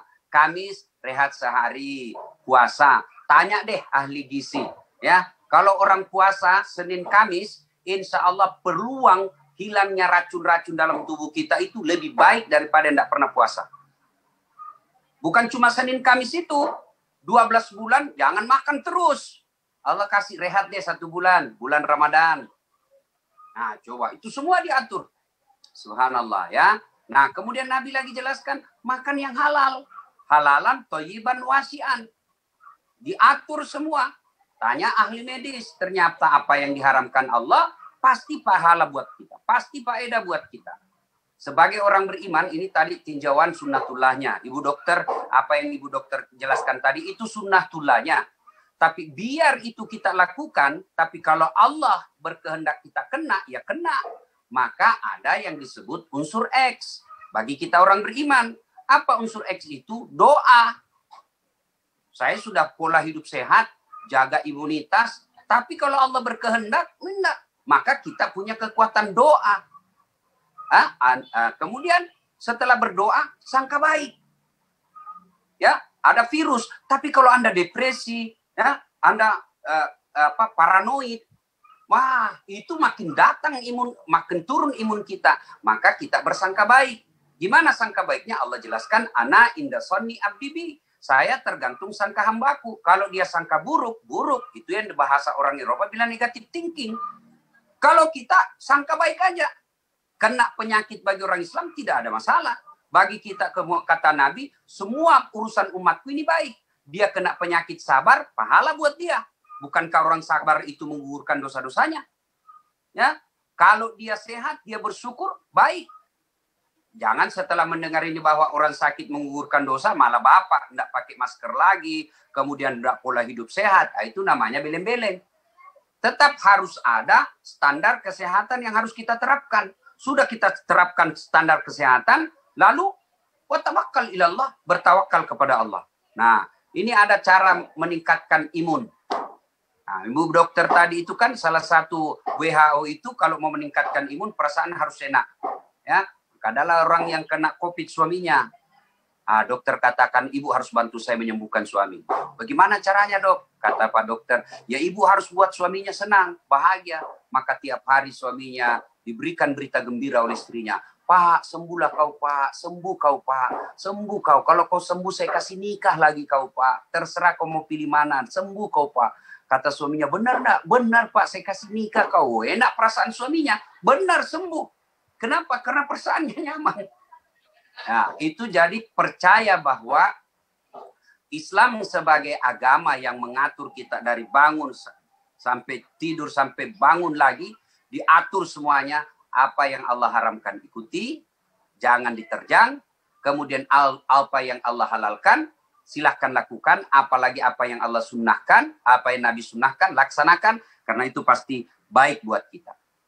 Nah, saya kira demikian, Bang Adel. Ya, terima kasih Ustadz Dasat. Ini ada 2 yang saya garis bawahi dari Ustadz Dasat, bahwa makan itu harus halalan dan thayyiban. Itu persis seperti yang dibilang Dokter Arti, bahwa makanannya halal, gula halal, karbohidrat halal, tapi belum tentu thayyib untuk tubuh kita. Oleh karena itu perlu dijaga bagaimana masuknya bahan-bahan makanan. Yang kedua adalah membuat hati senang. Ini untuk Pak Nyoman. Hati senang itu akan membuat imun kita meningkat. Tolonglah acara yang seperti ini diadakan seminggu sekali, Pak. dengan MC dan semua penyelenggara yang sama. Sehingga itu akan membuat kita senang menerima transferannya dan imun kita meningkat. Tolong ditamkan itu Pak Nyoman.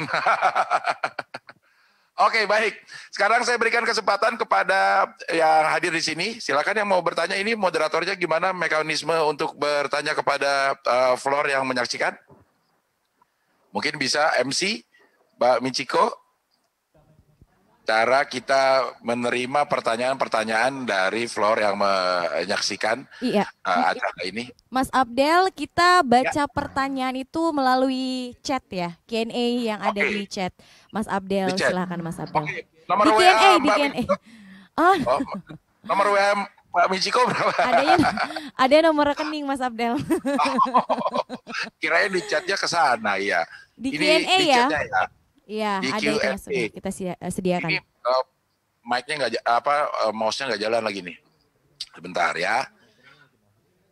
Ya, oke, saya bacakan di Q&A. Yang pertama ini dari Bambang Saputra. Assalamualaikum warahmatullahi wabarakatuh. Bang Abdel, saya mau tanya. Saya nggak mau jawab, karena yang menjawab nanti ada Dokter Arti atau Ustadz Dasat. Fenomena sekarang insya Allah makan minum halal, tapi fenomena gaya hidup masyarakat konsumsi berlebih-lebihan, mubazir. Sehingga fenomena penyakit diabetes, kolesterol, nah ini ngomongin saya nih, menjadi pembunuh terbesar. Mohon tanggapan Ustadz Dasat Latif, bagaimana seharusnya umat menjaga konsumsi di tengah pandemi antara konsumsi tidak berlebihan dan menjaga daya tahan tubuh.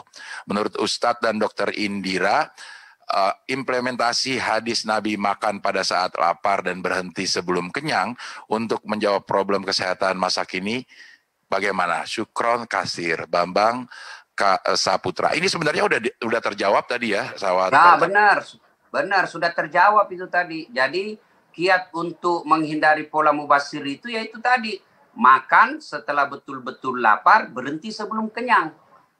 Segala sesuatu yang berlebih-lebih itu pasti tidak baik buat kita.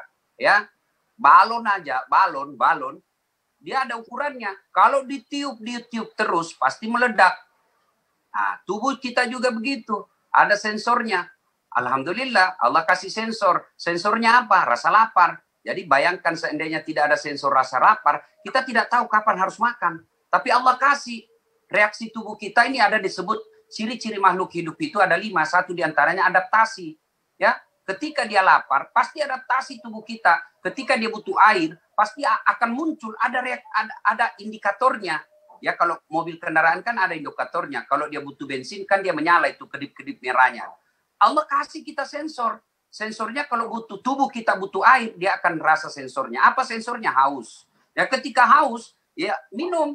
Kemudian ketika lapar, jangan ikuti pekerjaan, kejar setoran, apalagi sekarang musim pandemi yang narik-narik kredit ini setengah mati kerja di lapangan.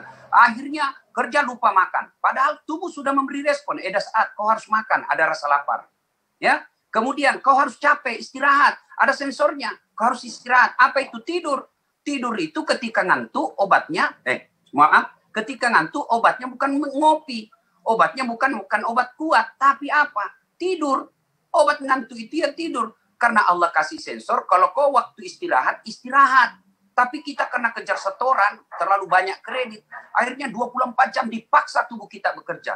Betul, tubuh kita masih berespon. Tapi ada saatnya nanti sudah kolaps. Sudah. Tentu kita akan berkata, sia-sia semua saya cari duit ketika kita sudah sakit. Ya, memang tanpa kesehatan, sehat bukan segala-galanya. Tapi tanpa kesehatan segala-galanya bisa kacau, kata orang yang ahli kesehatan. Ya, pertanyaan tadi sudah dijawab. Siap. Menghindari mubazir itu ya tadi, berhentilah sebelum kenyang. Insya Allah semua akan nikmat. Wallahu a'lam bishawab. Oke, baik, terima kasih Ustaz Dasat. Dokter Arti mau menambahkan dari sisi kesehatan? Iya, betul sekali apa yang dikatakan Ustadz. Tadi juga sebagian besar juga sudah dijelaskan. Kalau memang tubuh kita tuh memang ada hormon tertentu, yaitu ada yang namanya leptin, ada yang namanya grelin nih. Jadi leptin itu yang buat mengatur kalau kita sensor kalau kita kenyang.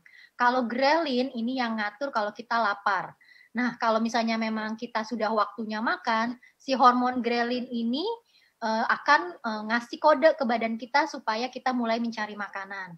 Kemudian kalau kita sudah terpenuhi kira-kira 2/3 dari kapasitas lambung kita, biasanya leptin itu juga sudah keluar dan kasih kode kalau kita sudah sebaiknya cukup makannya. Nah, kadang-kadang orang mengabaikan kode tersebut nih. Jadi yang namanya leptin akhirnya menjadi semakin rendah, dan pada orang obesitas memang ada penelitiannya bahwa sudah terjadi yang namanya resistensi leptin. Jadi si hormon untuk ngasih tahu kenyangnya itu sudah nggak efektif. Nah, itu jangan sampai kondisi itu terjadi. Kalau misalnya kita sudah nggak ada remnya buat makan, tentu saja makannya akan semakin berlebihan dan berbagai penyakit itu akan menghampiri kita. Nah, itu yang perlu diperhatikan. Jadi selalu perhatikan kode atau sinyal dari badan kita. Ya, baik Dokter Arti. Terjawab pertanyaannya penanya pertama. Sekarang saya akan bacakan dari Nina Amelia Agus. Panggilannya Agus apa Nina ini ya. Dok, minuman herbal apa yang baik untuk bertahan supaya tidak tertular COVID-19? Ini banyak banget nih dok, memang dok. WhatsApp broadcast WhatsApp yang bilang minuman ini, makanan itu bisa menjadi vaksin malah. Ada yang bilang bisa ngobati. Nah sebenarnya memang apa sih yang harus kita percaya itu yang seperti apa gitu? Jadi buat pertama nih, belum ada obat atau vaksin atau minuman atau apalah suplemen yang bisa mengobati COVID pada saat ini ya. Jadi yang secara medis terbukti ataupun dengan penelitian yang sahih alias yang valid itu belum ada. Yang ada kan sekarang baru testimoni orang-orang aja nih. Kata si ini bagus, kata si itu bagus. Tapi kan basic penelitiannya itu belum ada.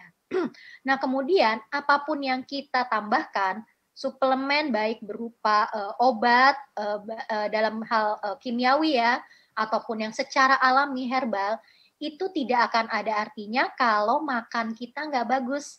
Jadi perbaiki dulu basicnya, yaitu makan kita nih. Makan kita tadi harus ada karbohidrat, protein, lemak, kemudian sayur-mayurnya dari vitamin sebagai sumber vitamin dan mineral. Kalau makan utama sudah bagus, baru silahkan tambahkan suplementasi baik herbal maupun dalam bentuk suplemen obat. Nah itu cara yang benar. Jadi nggak ngaruh kalau misalnya nyarinya herbal, tapi makannya masih makanan tinggi gula, minumannya masih minuman tadi boba, makanannya tinggi garam, goreng-gorengan terus. Imunitas itu tidak akan terbentuk dengan baik kalau makan kita belum sehat. Nah, untuk herbal apa aja? Herbalnya sebenarnya tadi masih banyak penelitian, mulai dari yang Indonesia paling empon-emponan, kemudian ada herbal dari Cina yang memang secara medis sudah masuk nih yang namanya tradisional Chinese medicine, itu bisa digunakan. Ataupun herbal Indonesia pun juga banyak, Indonesia kaya sekali akan herbalnya. Tetapi memang belum banyak penelitiannya, itu yang mesti dicek. Nah kemudian jadi yang penting tadi makannya benerin, baru herbalnya ditambahkan. Iya, baik. Terima kasih Dokter Arti, Ibu Nina terjawab pertanyaannya. Saya akan langsung bacakan, ini banyak sekali sebenarnya Q&A yang masuk di sini, tapi saya bacakan berurutan saja ya. Dari Andi Umar Ismail Andi. Andinya 2 dia nih. Dok, mau nanya nih dok, selama masa pandemi ini kan kita diharuskan untuk tetap stay at home. Nah, saya ini kan bisa dikatakan kurus dok. Jadi porsi makan saya tuh saya banyakin, tapi tetap aja nggak naik-naik berat badan saya dok. Itu kenapa ya dok? Kata orang-orang yang susah gemuk karena proses metabolisme tubuhnya tinggi. Gimana caranya dok supaya bisa lebih berisi nih badan? Sebenarnya gampang, kalau nggak mau kurus gemukin. Nah tapi cara gemukinnya silakan. Gimana dokter? Iya. Jadi memang jadi masalah semua orang ya, kalau yang gemuk pengen kurusin, yang kurus pengen gemukin. Nah, semuanya memang pasti pengen berada di berat badan ideal. Jadi Andi sudah tahu kondisinya, itu sudah bagus. Tadi mungkin dicek dulu nih indeks massa tubuhnya, masuk yang mana nih? Kalau misalnya masuk di range 18,5 sampai 22,9, artinya berada di indeks massa tubuh ideal, walaupun misalnya secara kelihatan kurus. Nah, kemudian kalau misalnya nih ternyata sudah dicek IMT-nya di bawah 18,5. Nah, hati-hati memang sudah masuk ke arah malnutrisi atau kurang gizi nih, ataupun terlalu kurus. Nah, yang kita perhatikan adalah dari asupan makannya. Tadi kan Andi sudah mengatakan sudah porsinya dibanyakin. Yang dibanyakin apa nih? Karbohidrat, protein, atau lemak. Kalau misalnya dalam kondisi seperti ini, coba banyakin proteinnya dulu nih. Jadi dari lauk-lauk, baik protein hewani maupun protein nabati, tapi sebaiknya tadi cara masaknya, banyakkan cara masak yang sehat dibandingkan yang kurang sehat. Jadi banyakin proteinnya, kemudian olahraganya juga ke arah yang muscle training. Nah, jangan kebanyakan olahraga yang ke arah kardio. Olahraga kardio seperti apa nih? Lari, sepeda, kemudian berenangnya itu jangan terlalu banyak. Tetapi banyakin olahraga yang melatih otot-otot kita. Jadi muscle training. Nah, itu salah satu caranya. Nah, kemudian yang sering saya temukan adalah pada pasien obesitas, kalau ditanya, dok saya makannya sudah dikit, tapi pas di list makanannya apa, ternyata makannya banyak banget. Dia nggak sadar. Begitu juga kebalikannya. Pasien yang terlalu kurus, kalau nanti ditanya, dok, saya sudah makan segala macam nih. Kemudian pas ditanya makannya apa aja nih, pas di list ternyata makannya kurang dari kebutuhannya. Nah, kayak gitu memang sebaiknya bertemu atau konsultasi dengan dokter ataupun ahli gizi ada di lokasi, silahkan. Nah, nanti diketahui ternyata makanannya tuh kurang dari kebutuhannya sehingga berat badannya itu sulit naik. Nah, kalau misalnya kayak gitu, konsultasi aja deh buat Pak Andi ya. Gitu, Kang Agus. Baik, terima kasih Dokter Arti. Ya, terjawab pertanyaannya Pak Andi. Saya sudah scroll ini beberapa pertanyaan yang masuk dan ternyata sudah terjawab. Ada beberapa yang sudah terjawab lewat penjelasan Ustazah Arti dan juga tausiah dari Ustadz Dasat. Nah, Ustadz, saya pengen ke Ustadz Dasat lagi nih. Kalau tadi kita tanya tentang makan dan minum tata caranya. Nah, olahraga dalam Islam itu atau tuntunan Rasul itu ada nggak, Ustadz Dasat? Ya, kalau olahraga yang disarankan Rasulullah, olahraga sunnah itu satu, memanah. Aturan hadisnya itu satu, berkuda dulu. Ya, berkuda. Ya. Kemudian setelah berkuda, memanah. Setelah memanah adalah berenang. Oh, ternyata kenapa Nabi mengaturnya sistematika seperti ini? Karena berkuda dulu itu melatih fisik dulu. Ya. Ya, latih fisik. Ya, fisiknya dulu harus baik. Setelah itu memanah. Kenapa dia memanah? Karena konsentrasi. Ya, setelah baik fisiknya, konsentrasinya harus baik. Terakhir berenang. Nah, setelah fisiknya diolah, pikirnya diolah, maka dia harus berenang. Ternyata berenang itu relaksasi. Seluruh tubuh kita ini bekerja dengan baik ketika kita berenang. Itu olahraga. Sekarang olahraga sepeda. Saya senang sepeda. Ya. Tapi yang membuat kita sepeda ini geleng-geleng kepala, sudah sepeda masuk kategori at-takazur. Berlomba-lomba dalam kemewahan. Ya. Sepeda harga 300 juta. Tidak pernah nyumbang ke masjid 10 juta. Ini sudah dicari sama malaikat nanti orang seperti ini. Sepeda di Makassar saya lihat, la ilaha illallah, nggak masuk akal saya. Beli sepeda harga 200 juta dan ngantri. Padahal sepeda saya juga yang cuma saya beli 2 juta, sepeda juga jadinya, menggayun juga. Ini karena kadangkala kita olahraga tergeser dari olahraganya. Bukan olah dan raga, tapi lebih kepada prestise, gengsi. Akhirnya nilai olahraganya hilang. Olahraga setengah jam. Tapi setelah itu ngumpul di warkop. Ngerokok 3 jam. Ngopi 2 gelas. Akhirnya hilang. Nilai-nilai olahraga itu hilang. Maka diaturlah oleh Rasul. Silakan olahraga. Saya kalau Bang Adel, kalau olahraga sekarang ini, sepeda saya sepeda biasa. Tapi di sepeda saya itu ada toa. Halo-halo. Jaga jarak.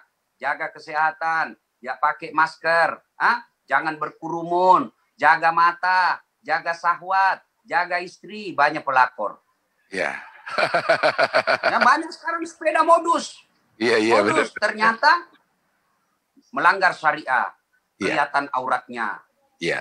Perempuan sepeda pakai bajunya tipis, celananya tipis, sewarna lagi dengan kulitnya. Itu semua diatur. Karena biar fisikmu hebat, tapi kalau jiwamu rusak, tidak ada itu. Cuma yang saya selalu tanya-tanya ini, mudah-mudahan saya dapat ilmu dari Bu Dokter. Saya lihat itu orang gila, Dok. Coba lihat orang gila yang di pinggir jalan itu. Ya, makan sampah dia makan. Tidak ada kena COVID. Mungkin karena mereka tidak ada sangka buruknya. Jiwanya yang merdeka, akhirnya tidak ada masalah dengan penyakit ini. Maka terpulang kepada tadi adalah sangka baik. Ya, kenapa ada penyakit ini? Sangka baik, pakai masker. Masker itu Allah perintahkan, yuk hilangkan hoax deh sekarang. Jangan asal ngomong. Sekarang ada orang bukan ahli kesehatan ngomong kesehatan. Saya selalu ngomong, belajarlah dari binatang. Profesional mereka. Kambing tidak pernah menggonggong. Ya, kuda tidak pernah mengembek. Sekarang tidak pernah belajar kesehatan, tiba-tiba belajar bicara soal gizi. Waduh, ini saya jadi bingung. Pakai masker itu maknanya kalau kita dalam ilmu Islam, jangan ngomong yang bukan ahlinya deh. Ya, pemerintah disiplin dalam mengeluarkan kata-kata supaya kita enak imunnya. Ya, kemudian apa? Ya, jaga jarak. Jaga jarak itu artinya, yuk mulai sekarang jangan kau ganggu orang lain. Ya, cuci tangan. Artinya apa? Jangan kau ambil. Tanganmu ini pelihara karena tangan kadangkala ini jahil. Kalau protap ini dipakai, insya Allah, itu tentu ini memaknai protap kesehatan ini dalam nilai-nilai agama. Ya, memaknai protap kesehatan ini dalam nilai-nilai agama. Pakai masker, jaga jarak, kemudian cuci tangan. Itu adalah makna dari nilai-nilai protap dibawa ke nilai-nilai agama. Ya, makasih Bang Adel. Baik, terima kasih Ustadz Dasar. Ternyata memang apapun yang dilakukan itu baik, memang dasarnya di Islam itu juga sudah ada tuntunannya. Ya, seperti apa yang kita lakukan untuk menjaga kesehatan selama pandemi ini, ternyata itu kalau dilakukan, kita juga melakukan tuntunan yang dianjurkan oleh Al-Quran atau Rasul. Ya. Kalau masalah sepeda, saya juga alhamdulillah sekarang udah sering lagi bersepeda, Dokter Arti. Ya, keliling kompleks sambil ngelemparin koran. Loper ya. Dan Ustadz, kepada Dokter Arti nih, ada pertanyaan dari Dokter Arti, dari Ustadz tadi. Orang gila memang kita lihat jarang sakit ya? Atau ada sih sebenarnya yang sakit tapi di rumah sakit. Kalau yang di jalanan kayaknya sehat-sehat aja itu. Itu kenapa ya, Dokter Arti? Ya, terutama tadi, makasih Ustadz untuk pertanyaannya. Jadi tadi kan orang gila itu kan ada yang ngecek sih gitu kan. Tadi dari sebagian kasus COVID, 55% itu ya dengan gejala ringan sampai dengan sedang, bahkan sekitar 15%-an itu tanpa gejala. Jadi mungkin bisa aja nih sudah tertular, tapi kita tidak melakukan pemeriksaan, ataupun kalau sudah diperiksa ini dalam kondisi yang karier atau dia pembawa virusnya gitu, tapi pasiennya tidak sakit.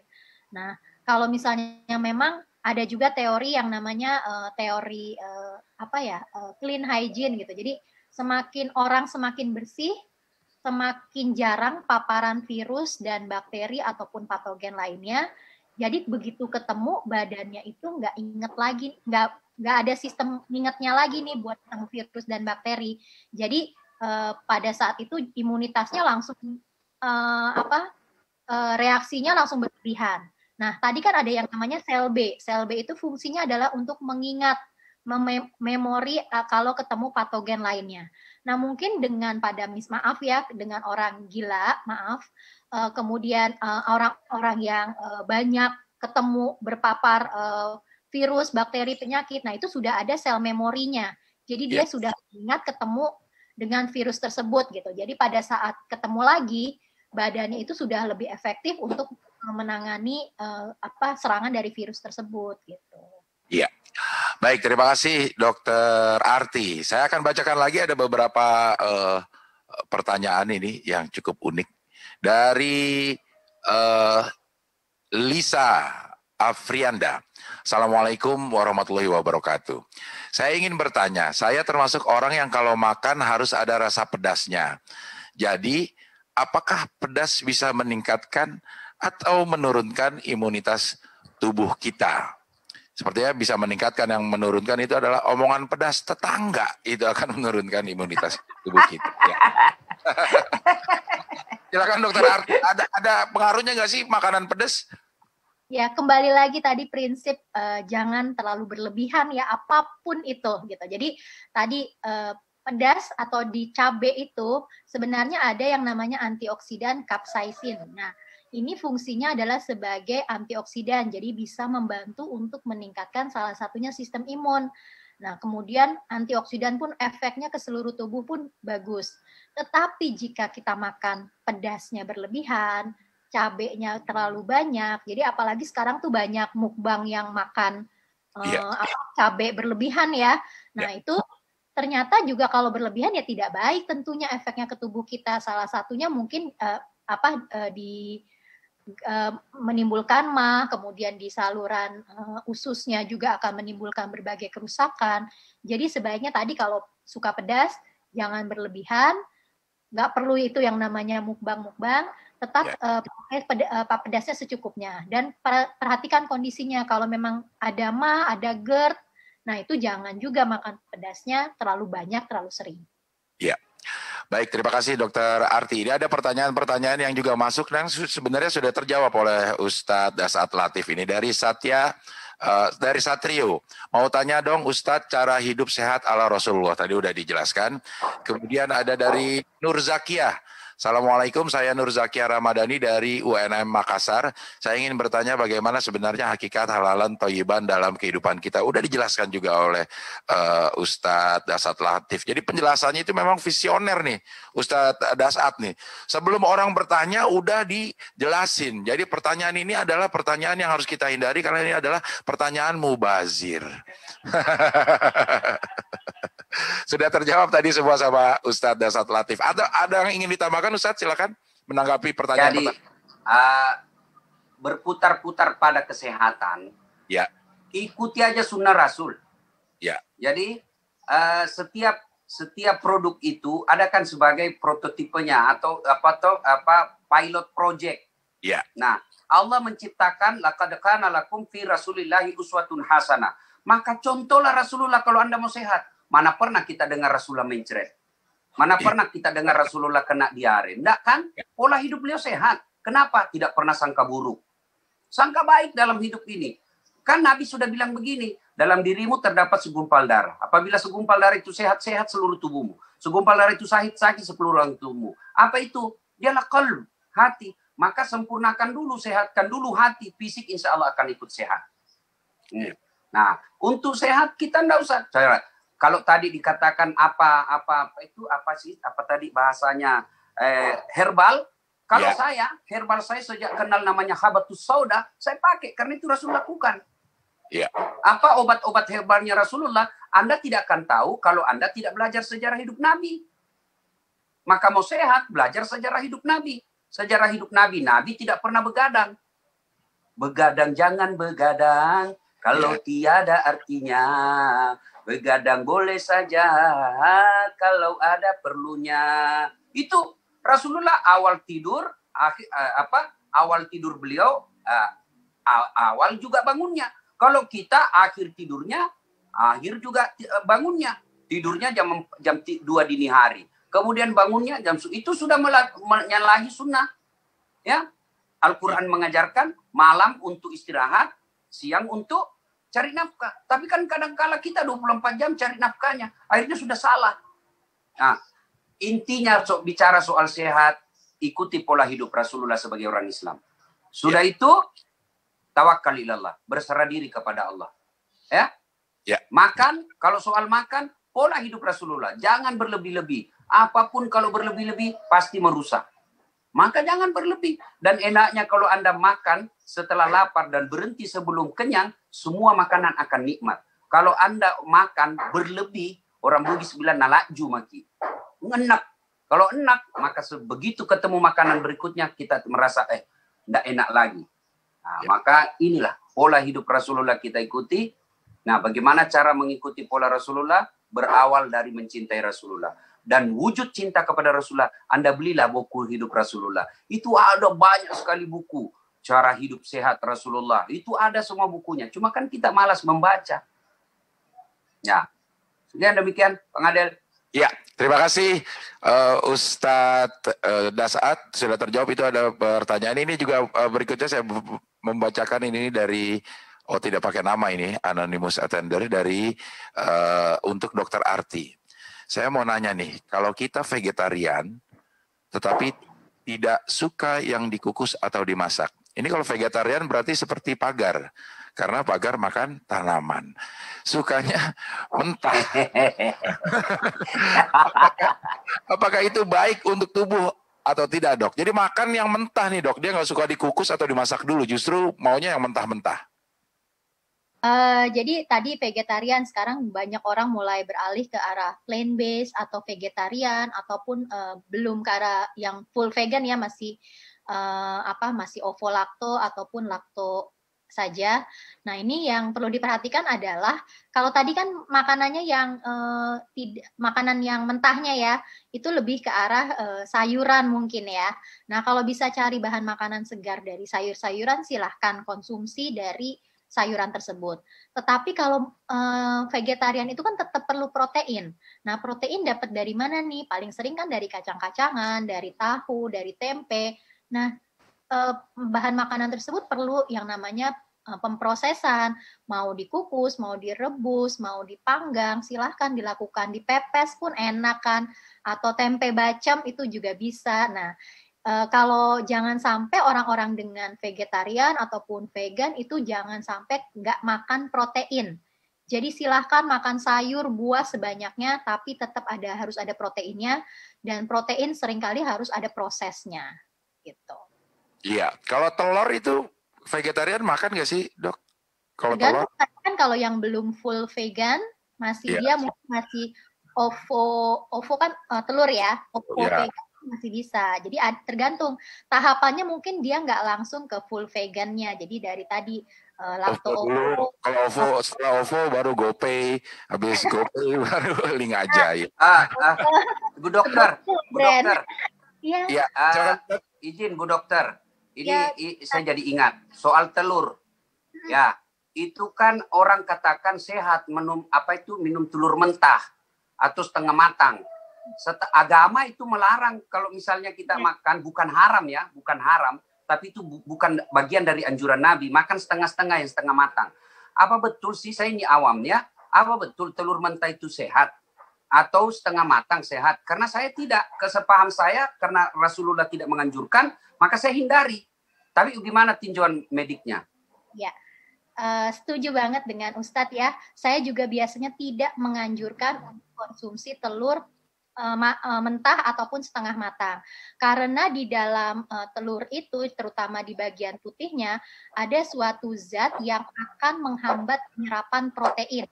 Sedangkan kalau kita konsumsi telur, kita kan mengharapkan salah satu sumber protein. Nah, kalau misalnya dalam kondisi tidak matang, zat itu akan semakin aktif, jadi harus makan dalam kondisi ngamuk dia.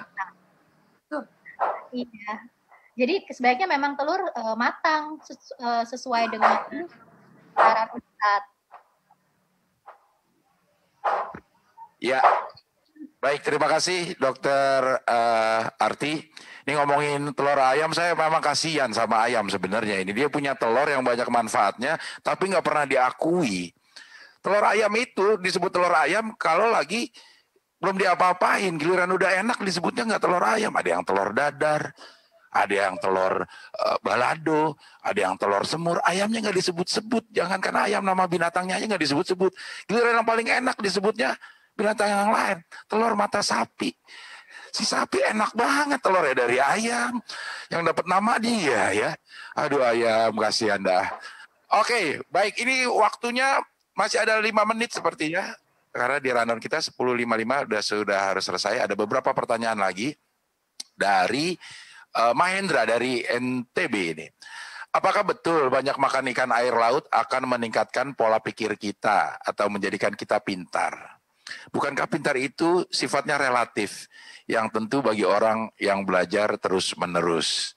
Jadi, apa fungsi dari ikan air laut, khususnya ikan tongkol yang menjadi booming bagi para ibu, bahwa makan ikan tongkol menjadi pintar? Tolong penjelasannya dong, Bu. Terima kasih dan salam buat Cing Abdul. Kok Abdul sih ya? Dan Ustadz Dasat. Oke. Benar nggak, Dok? Makan ikan laut bisa bikin jadi pinter. Iya. Memang ya kalau nggak makan ikan nanti ditenggelamkan ya katanya ya. Iya. Jadi memang ikan ini kandungannya ada yang namanya protein nih sebagai salah satu sumber protein hewani. Kemudian ada asam lemak yang sangat penting untuk perkembangan otak, yaitu omega 3. Nah, jadi ini asam lemak yang tidak jenuh rantai jamak yang diperlukan oleh otak kita untuk berfungsinya lebih baik. Jadi kan memang sel saraf itu kan ada pelapisnya nih yang membungkus sel sarafnya.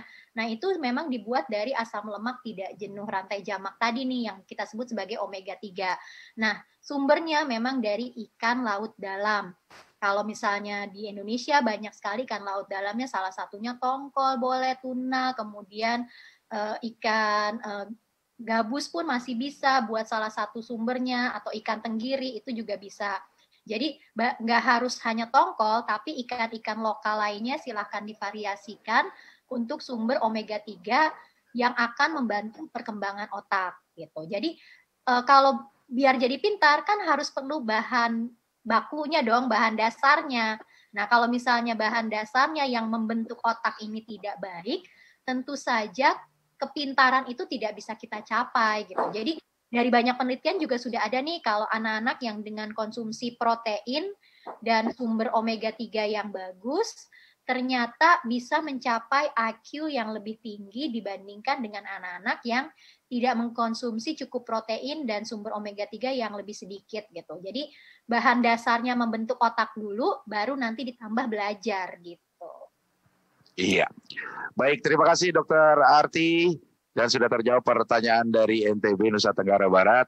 Waktu kita juga sudah tidak ada lagi, mohon maaf yang belum terbaca pertanyaannya. Tapi saya lihat scroll-scroll, beberapa pertanyaan sudah terjawab oleh Dokter Arti dan Ustadz Dasat Latif. Sebelum menutup, mungkin saya bisa sedikit menyimpulkan apa yang kita bicarakan di pagi hari ini. Ternyata apapun yang sudah dituntunkan atau dianjurkan oleh Islam, baik lewat Al-Quran maupun tuntunan Rasul itu sangat sejalan dengan apa yang dijelaskan oleh Dokter Arti. Makan setelah lapar, berhenti sebelum kenyang, jangan berlebih-lebihan, yang halalan, yang thayyiban, harus halal zatnya, tapi juga harus thayyib buat tubuh kita, terus olahraga. Itu juga sudah dijelaskan sama Dokter Arti, ternyata olahraga juga bisa menimbulkan imun yang bisa bagus. Istirahat termasuk tidur yang sudah diatur juga oleh Rasul lewat penjelasan dari Ustadz Dasat Latif. Ternyata tidur juga bagian dari bagaimana kita bisa meningkatkan imun kita di masa-masa pandemi ini. Dan ada faktor X yang paling penting dari pembicaraan kita di pagi hari ini adalah kekuatan doa. Setelah berprasangka baik, melakukan apa yang dianjurkan, protap dari pemerintah, protokol kesehatan, ternyata ada faktor X yang amat menentukan, yaitu doa. Mudah-mudahan dengan apa yang kita bicarakan pagi hari ini, bisa menambah pengetahuan kita, bisa menjaga kita dari efek-efek negatif yang ada selama kita di pandemi ini. Sekali lagi saya ucapkan terima kasih Dokter Arti sudah hadir di sini. Ustadz Dasat Latif juga terima kasih atas tausiahnya, sangat mencerahkan semua. Mudah-mudahan berguna bagi kita karena seutama-utamanya umat adalah umat yang paling bermanfaat untuk umat yang lain. Mudah-mudahan kita menjadi umat yang bermanfaat untuk lingkungan kita. Sekali lagi terima kasih. Michiko, terima kasih. Saya serahkan lagi ke Anda. Terima kasih Pak Nyoman atas kesempatannya. Ya baik, terima kasih banyak tentunya Mas Abdel selaku moderator kita dan juga kedua narasumber kita yang sangat luar biasa sekali. Tadi ada Ustadz Dasat Latif dan juga dokter yang sangat cantik sekali pagi hari ini, dokter dari dokter Indira ya. Baik. Dokter Arti ya. Bapak Nyoman juga terima kasih ya Bapak ya. Ustadz, Mas Terima Abdul dan juga kasih. Dokter Indira juga terima kasih. Terima Baik, kasih untuk Bapak MC, Nyoman mungkin ada terima yang kasih ingin Bang ditanyakan Abdel, atau ditambahkan, Ustadz, silakan dan Pak. Dokter Indira. Baik, Bapak Nyoman cukup Pak atau ada yang ingin ditambahkan sedikit Pak? Selamat siang. Iya, silakan Pak. Assalamualaikum warahmatullahi wabarakatuh. Tentunya kami mengucapkan terima kasih kepada Pak Ustadz Dasad Latif dan juga Ibu Arti Indira sebagai narasumber. Saya kira sangat luar biasa, apalagi terus ada Bang Abdel nih, jadi hidup sekali suasananya. Jadi kita seperti permintaan Pak Abdel mungkin setiap minggu kita lakukan ya, dengan narasumber yang sama dan juga moderator yang sama ini kayaknya. Iya, begitu. Betul. Iya, kalau mungkin bisa dilaksanakan Senin Kemis seperti puasa saja. Oh, gitu ya. Kayak puasa dong kata Pak Ustadz tadi.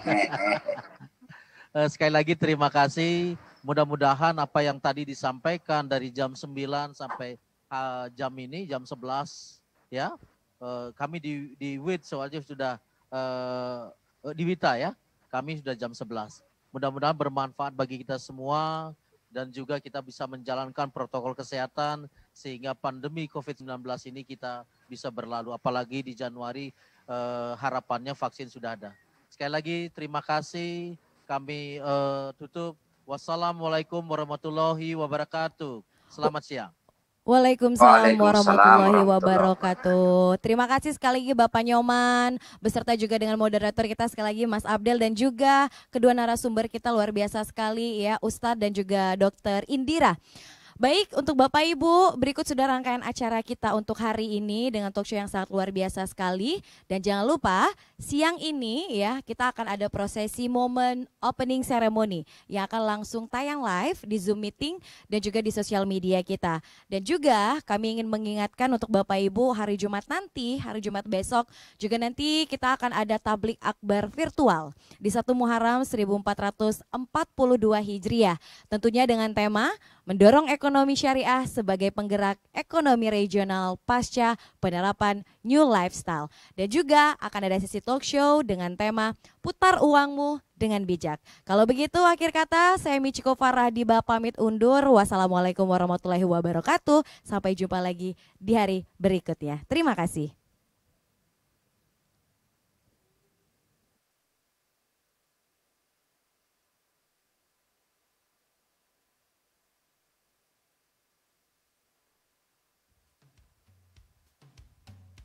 Assalamualaikum ya akhi ya ukti. Assalamualaikum ya akhi ya ukti. Assalamualaikum ya akhi ya ukti. Assalamualaikum ya akhi ya ukti. Salam salam hai saudaraku, moga Allah